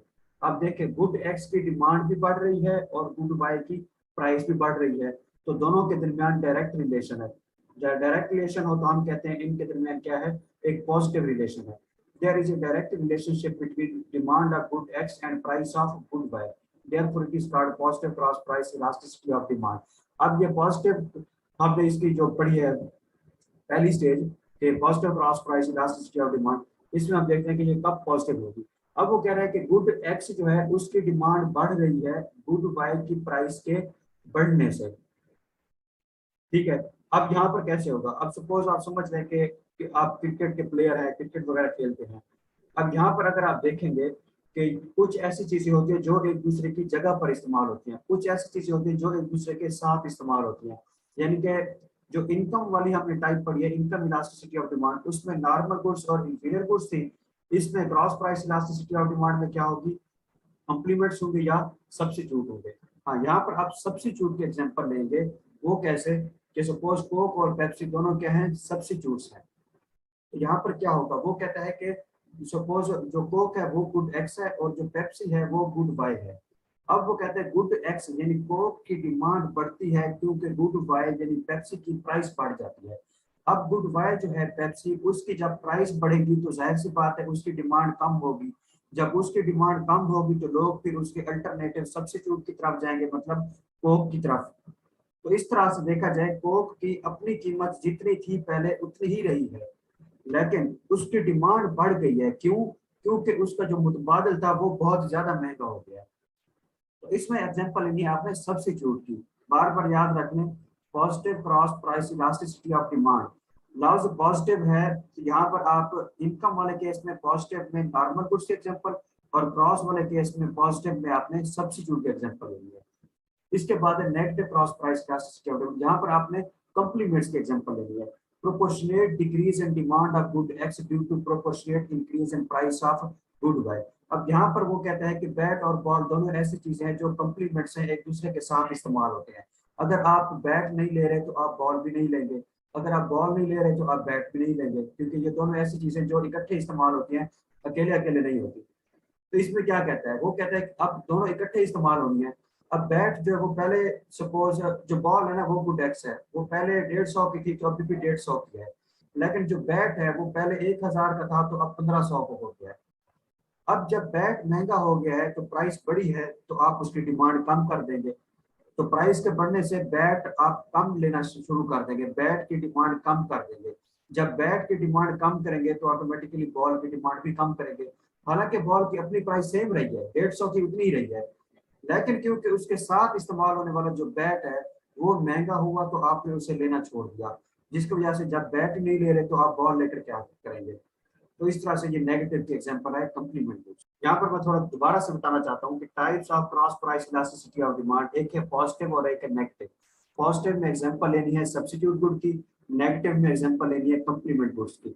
जब पॉजिटिव में सब्स्टिट्यूट की लेंगे तो वो कहते हैं कोक की कीमत पहले 30 रुपए थी तो अब भी 30 है, लेकिन क्योंकि जो पेप्सी था वो महंगा हो गया है, उसके महंगा होने से पेप्सी लोग नहीं खरीदेंगे तो ऑटोमेटिकली डिमांड कोक की बढ़ जाएगी, हालांकि कोक की अपनी प्राइस एक जैसी रही है। इधर इसके अलावा नेगेटिव के केस में क्या है, कॉम्प्लीमेंट गुड्स है। यहाँ पर क्या होगा, वो कहता है कि अब बैट और बॉल है, बॉल की कीमत जितनी थी उतनी ही है, लेकिन क्योंकि बैट की कीमत बड़ी है तो बैट लोग नहीं लेंगे। जब बैट नहीं लेंगे तो उसके साथ इस्तेमाल होने वाली बॉल भी नहीं लेंगे, जिसकी वजह से उसकी डिमांड भी कम हो जाएगी। ये इनकम वाला हमने कल पढ़ लिया था, और मैं कल और आज वाले लेक्चर की ना रिकॉर्डिंग्स वगैरह दे दूंगा, टेंशन नहीं लेनी जिसने कल लेक्चर नहीं दिया या आज नहीं दिया। इसके बाद क्या है, determinants or factors affecting the elasticity of demand. हमेशा हमने देखा है कि हर चीज के ऊपर किसी दूसरी चीज का इम्पैक्ट होता है। जैसे हमने ये तीन जो टाइप्स पढ़ी हैं, ये बेसिकली तीन फैक्टर्स ही थे जो इलास्टिसिटी के ऊपर या इलास्टिसिटी को अफेक्ट कर रहे थे। पहला था प्राइस इलास्टिसिटी ऑफ डिमांड, कि जिसकी इलास्टिसिटी देख रहे हैं डिमांड की, उसी की अपनी प्राइस का इफेक्ट। दूसरा इनकम इलास्टिसिटी ऑफ डिमांड, कि जिस जो भी गुड है उसके ऊपर जो खरीदने वाला कंज्यूमर है उसकी इनकम का क्या इफेक्ट है। इसके अलावा जो थर्ड केस था cross price elasticity of demand, उसमें किसी एक गुड की डिमांड के ऊपर किसी दूसरी गुड के प्राइस के बढ़ने या कम होने का इफेक्ट देखा है। इसी तरह से कुछ बाकी फैक्टर्स हैं। पहला क्या है, availability of substitute and complements. ये वही बात है कि सपोज आप समझ लें कि जिस तरह से आटा है, अब आटे का अगर सब्स्टिट्यूट देखा जाए तो एग्जैक्ट उसी तरह का और कोई नहीं है, क्योंकि आटे की जिस तरह रोटी बनती है अब किसी और प्रोडक्ट की तो वैसे नहीं बनती। तो आटा क्या है, समझ लें इसका कोई सब्स्टिट्यूट नहीं है। तो आटे की प्राइस चाहे जितना भी बढ़ेगी तो उसकी डिमांड फिर भी बढ़ती रहेगी, क्योंकि उसकी कोई अवेलेबिलिटी ऑफ सब्स्टिट्यूट नहीं है, उसका कोई सब्स्टिट्यूट नहीं है। लेकिन कोक और पेप्सी है, अगर वहां पर उसकी वहाँ वो तो सब्स्टिट्यूट है एक दूसरे के, अगर उनमें से किसी एक की प्राइस बढ़ेगी तो लोग उसके सब्स्टिट्यूट की तरफ चले जाएंगे। तो किसी प्रोडक्ट का सब्स्टिट्यूट का होना कंज्यूमर के लिए फायदेमंद है, लेकिन प्रोड्यूसर के लिए नुकसानदेह है, क्योंकि जो कोक का ब्रांड है वो कीमत बढ़ाएगा तो उसे नुकसान होगा, और जो खरीदने वाला कंज्यूमर है उसे तो कोई नुकसान नहीं होना, वो पेप्सी वाले ब्रांड पे चला जाएगा पेप्सी खरीदने। और कॉम्प्लीमेंट्स क्या है, अब जिस तरह कॉम्प्लीमेंट्स है, इन दोनों कॉम्प्लीमेंट्स का भी फायदा भी है नुकसान भी है। वो किस तरह से, अब सपोज आप अगर बैट और बॉल है, अगर बैट महंगा हुआ है, अगर तो आप इतने पैशनेट हैं क्रिकेट के कि आप बैट फिर भी खरीद रहे हैं, तो फिर बॉल को भी फायदा होगा, वो भी उसकी सेल साथ साथ होगी। लेकिन अगर आप बैट नहीं खरीद रहे तो बॉल भी आप नुकसान होगा प्रोड्यूसर को, कि लोग जो है वो बॉल वगैरह भी नहीं खरीदेंगे, जिसकी वजह से उसका ये नुकसान होगा। तो कम्प्लीमेंट में अगर कीमत एक की बढ़े, अगर आप फिर भी खरीदें तो साथ वाला कम्प्लीमेंट जो बॉल वगैरह होगा उसकी सेल भी बढ़ेगी। लेकिन कीमत किसी कम्प्लीमेंट्स में से किसी एक की कीमत बढ़े और आप उसको लेना छोड़ दें, तो उसका इफेक्ट उसके साथ बॉल वगैरह के ऊपर भी पड़ेगा कि उसकी सेल भी कम होगी। इसके बाद है demand for necessities is in elastic and for luxuries is elastic. तो वो कहता है जो हमारी नेसेसिटीज हैं, बुनियादी जरूरियात हैं, उनकी जो डिमांड है वो इन इलास्टिक है, वो इलास्टिक नहीं है, उसमें कोई चेंज नहीं आता। जिस तरह आटा है, मैंने कहा है कि वो बुनियादी जरूरियात में शामिल है, उसकी कीमत चाहे 5,000 रुपये किलो आटा कर दिया जाए तो उसकी डिमांड के ऊपर कोई फर्क नहीं पड़ना, क्योंकि लोग फिर भी खरीदेंगे, क्योंकि वो एक बुनियादी जरूरत है। हाँ, जिस तरह से सपोज बाइक है, वो क्या है, एक इतनी ज्यादा जरूरी नहीं है कि उसके बगैर आपकी जिंदगी नहीं गुजर सकती, तो वो लग्जरी में आ जाती है। तो लग्जरी के केस में वो कहता है जो डिमांड है वो इलास्टिक है, डिमांड में चेंज आ जाता है। इसकी कीमत अगर बढ़ेगी तो आप इसको खरीदना छोड़ देंगे, क्योंकि ये ऐसी चीज तो है नहीं बाइक, इसके बगैर आपका गुजारा नहीं है, तो इसलिए इसकी डिमांड क्या है, इलास्टिक है। इसके बाद है demand of good is inelastic due to brand loyalty. अब यहाँ पर देख लें कि कुछ लोग होते हैं जो कहते हैं कि हमें फलां ब्रांड का पिज्जा ही पसंद है, चाहे जितना महंगा हो जाए, लेकिन लोग फिर भी लेते हैं क्योंकि उनका बिलीव बढ़ जाता है उस ब्रांड के ऊपर कि हमने सिर्फ उसी ब्रांड को ही खरीदना है।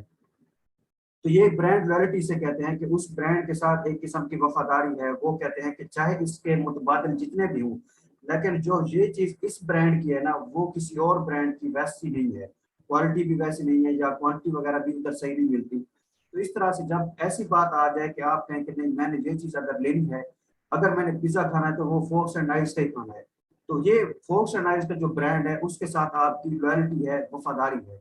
अब उसका टेस्ट बाद में चाहे अच्छा हो या गंदा हो, लेकिन आपको एक बिलीव बन गया है कि इसका टेस्ट अच्छा ही होना है। अब वो पिज्जा जो पहले 1500 का था, अगर वो 2500 का भी कर दे, आप फिर भी खरीदेंगे, क्योंकि आपको पता है कि टेस्ट सिर्फ इसी का अच्छा है, आपको सिर्फ उसी का टेस्ट पसंद है। तो जिसकी वजह से डिमांड में कोई चेंज नहीं आएगा, डिमांड क्या होगी, इन इलास्टिक होगी। इसके बाद है demand of good is in elastic on which smaller proportion of income of consumer is spent.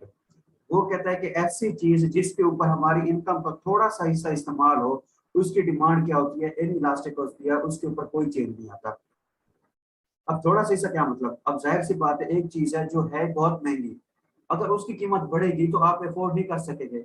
लेकिन हाँ, जो डेली इस्तेमाल की छोटी मोटी चीजें हैं, जिस तरह कोई सोप हो गया या इस तरह के कोई और प्रोडक्ट्स वगैरह छोटे मोटे हो गए, अगर इसके ऊपर आपकी इनकम बहुत थोड़े, इनकम का थोड़ा सा हिस्सा खर्च हो रहा है, 50-60 रुपए, तो अगर उनकी इस तरह से आपकी इनकम का थोड़ा सा हिस्सा है, तो आपको फर्क नहीं पड़ता कि वो चीज थोड़ी सी महंगी भी हो जाए कि आप उसको छोड़ दें, आप उसकी फिर भी डिमांड करते रहते हैं, क्योंकि इस तरह का इतना ज्यादा मसला आपको नहीं होता अफोर्डेबिलिटी का।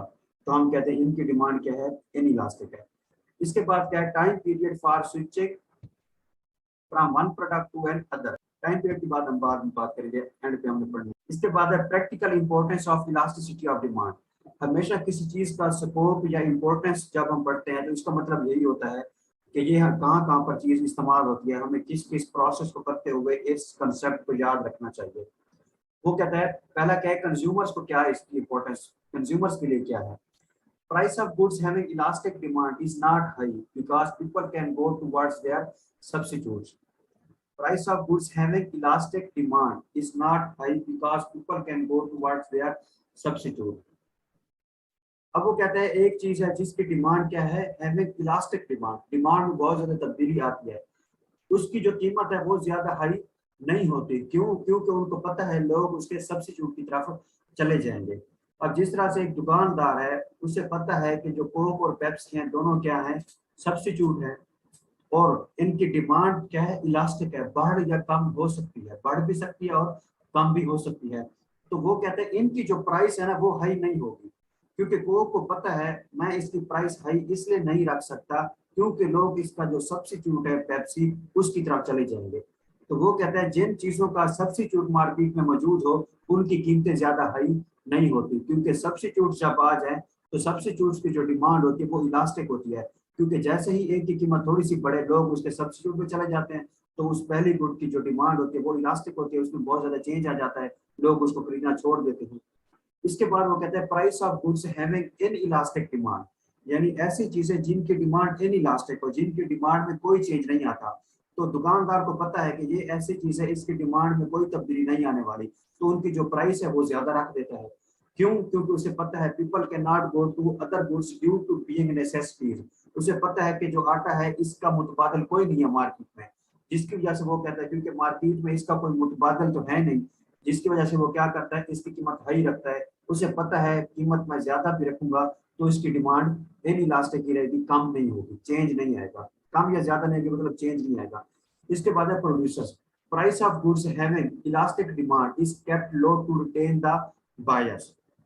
प्रोड्यूसर क्या करता है, वो कहता है कि जो बंदे मेरे पास चीज खरीदने आ रहे हैं वो कीमत कम रखता है अपने प्रोडक्ट की, ताकि वो लोग आते रहे चीज को खरीदने के लिए।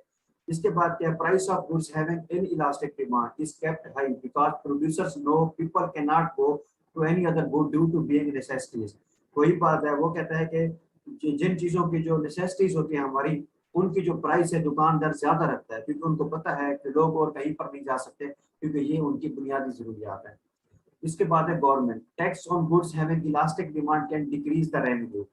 अब हुकूमत है वो किसी ऐसी चीज के ऊपर अगर टैक्स ज्यादा लगा देती है जो इंसानों के लिए इतना ज्यादा जरूरी नहीं है, तो लोग उसको खरीदना छोड़ देंगे। अब अगर आटे के ऊपर गवर्नमेंट टैक्स लगाएगी तो लोग फिर भी उसको खरीदेंगे क्योंकि बुनियादी जरूरत है, लेकिन अगर पेट्रोल के ऊपर लगाएगी तो लोग ऐसे बहुत से हैं जो बाइक वगैरह को घर में रख देंगे, वो कहेंगे कि हमने इसे यूज नहीं करना। तो अब हुकूमत तो लालच कर रही थी कि मैं टैक्स ज्यादा लगाऊं ताकि मेरे पास ज्यादा पैसा आए, तो वो कहते हैं अब हुकूमत को चाहिए कि टैक्स अगर उसने ज्यादा पैसा कमाना भी है तो ऐसी चीजों के ऊपर लगाए जिनकी डिमांड इनइलास्टिक हो, जो इन लोगों के लिए बहुत ज्यादा जरूरी चीजें हों, उनके ऊपर हुकूमत फायदा उठा सकती है आवाम की मजबूरी का। उसके ऊपर ज्यादा टैक्स लगाएगी तो वो डिमांड में कोई तब्दीली नहीं आएगी, क्योंकि वो बुनियादी जरूरत होगी, तो लोग फिर भी प्रोडक्ट को लेते रहेंगे, तो हुकूमत के पास टैक्स आता रहेगा। लेकिन हुकूमत अगर किसी ऐसे प्रोडक्ट के ऊपर टैक्स लगाती है जो लोगों के लिए इतना जरूरी प्रोडक्ट नहीं है, तो लोग उस प्रोडक्ट को लेना छोड़ देंगे, तो उसकी डिमांड इलास्टिक होगी, मतलब चेंज आता रहेगा, कम होती रहेगी। जब डिमांड कम होगी तो ऑब्वियसली बात है कि यहाँ पर प्रोडक्ट कम बिकेगा तो कमाई भी कम होगी, रेवेन्यू भी कम होगा, हुकूमत के पास कम पैसा जाएगा। अगर हुकूमत का मकसद ये है कि मैं टैक्स के जरिए पैसा इकट्ठा करूं, तो वो टैक्स ऐसी चीजों के ऊपर लगाए जो इंसान के लिए बहुत ज्यादा जरूरी हो, ताकि लोग फिर उसको खरीदते रहें, खर्च करते रहें पैसा, और हुकूमत के पास टैक्स जाता है। अगर हुकूमत किसी ऐसी चीज के ऊपर टैक्स बढ़ाएगी जो लोगों के लिए इतना जरूरी नहीं है, तो लोग उस प्रोडक्ट को लेना ही छोड़ देंगे। जब लेना छोड़ देंगे तो खर्च नहीं करेंगे पैसे, जाहिर सी बात है फिर हुकूमत के पास टैक्स भी नहीं जाएगा। इसके बाद है ट्रांसपोर्टेशन, डिमांड ऑफ ट्रांसपोर्ट हमें substitute is elastic, therefore fair is low. अब अगर मुख्तलिफ किस्म की ट्रांसपोर्ट मौजूद है जिनके सब्सिट्यूट्स हैं, अगर एक लाहौर से कराची, यहाँ पर सिर्फ एक ही कंपनी की बस जाती है, तो उनको पता है यहाँ इस रास्ते में लाहौर से कराची सफर करने के लिए और कोई बस नहीं जाती, तो वो क्या करेंगे, उसकी प्राइस बहुत ज्यादा रखेंगे, क्योंकि उनको पता है इसका कोई सब्सिट्यूट है नहीं, तो जिसकी वजह से वो क्या करेंगे, इसका किराया ज्यादा रखेंगे। अगर उनको पता है कि यहाँ पर लाहौर से कराची जाते हुए 3-4 कंपनियों की बसें जाती हैं, तो वो क्या करेंगे, अब उसका किराया कम रखेंगे, क्योंकि उनको पता है कि हमारी बस का सब्सिट्यूट मौजूद है, जिसकी वजह से क्या करें, हमारी कंपनी का सब्सिट्यूट मौजूद है, जिसकी इस डर से कि लोग किसी और कंपनी की टिकट वगैरह ना खरीदे, वो इसका किराया कम रखेंगे। इसके बाद है balance of payment, price of goods having inelastic demand internationally are high, having inelastic demand मतलब डिमांड में कोई तब्दीली नहीं आती। वही मतलब यह कि बैलेंस ऑफ पेमेंट क्या होती है, उन पेमेंट्स को कहा जाता है जो हमारे मुल्क और दुनिया के बाकी मुल्कों के दरमियान हम क्या करते हैं, मुख्तलिफ चीजें खरीदते हैं या सेल करते हैं, मतलब इंपोर्ट और एक्सपोर्ट का काम। तो यहाँ पर भी वही बात है जो ऊपर हमने पढ़ी थी कि अगर चीजों की कीमत, उन चीजों की कीमत हाई रखी जाती है जिनकी डिमांड इनइलास्टिक हो, चेंज ना हुई हो रही हो, उन चीजों की कीमत कम रखी जाती है जिनकी डिमांड क्या हो, इलास्टिक हो, हमें डर हो कि डिमांड चेंज हो सकती है, लोग इसको खरीदना छोड़ सकते हैं। उसके बाद economic recession, elasticity helps the firms to predict that which product with that in which product with what intensity will hit during the recession। जो हम मैक्रो इकोनॉमिक्स पढ़ते हैं ना, उसमें हम पढ़ते हैं इकोनॉमिक ग्रोथ, ओवरऑल पूरे मुल्क की इकोनॉमी जो है वो तरक्की कर रही है या फिर नुकसान में जा रही है, तरक्की नहीं हो रही।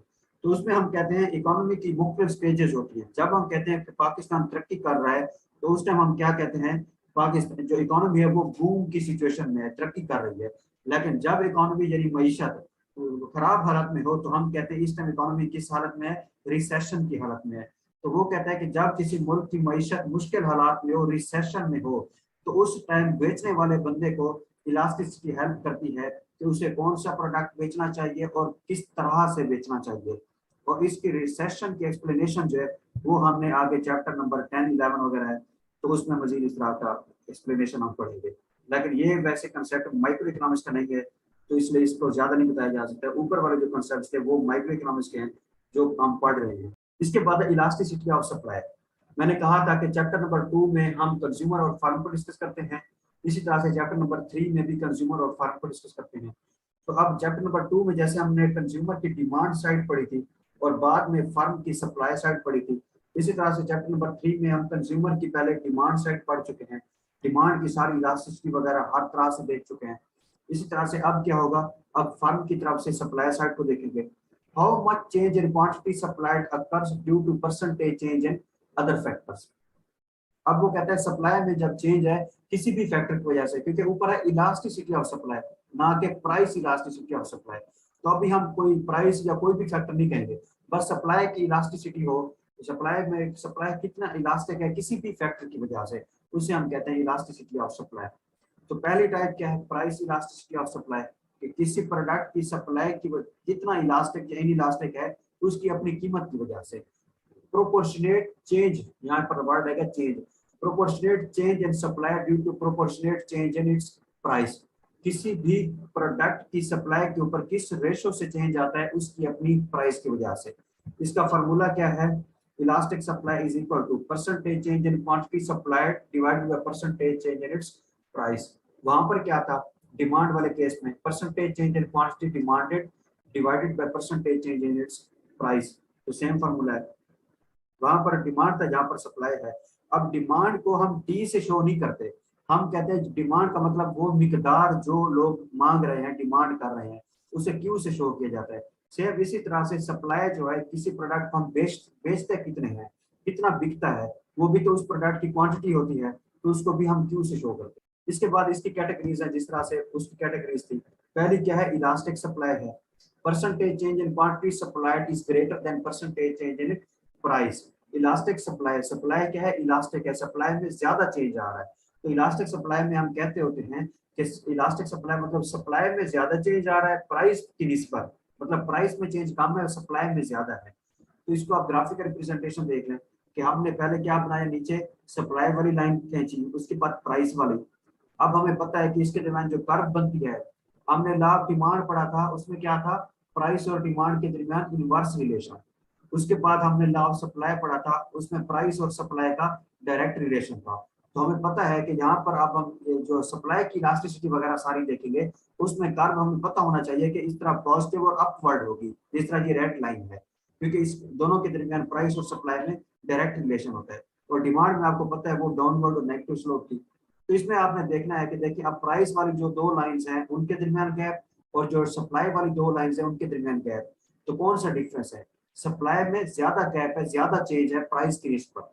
तो इसे हमने जस्ट एक्सप्रेस करना होता है ग्राफ के ऊपर कि ये हम इसको इलास्टिक इसलिए कह रहे हैं क्योंकि प्राइस का चेंज कम है और सप्लाई का चेंज ज्यादा है।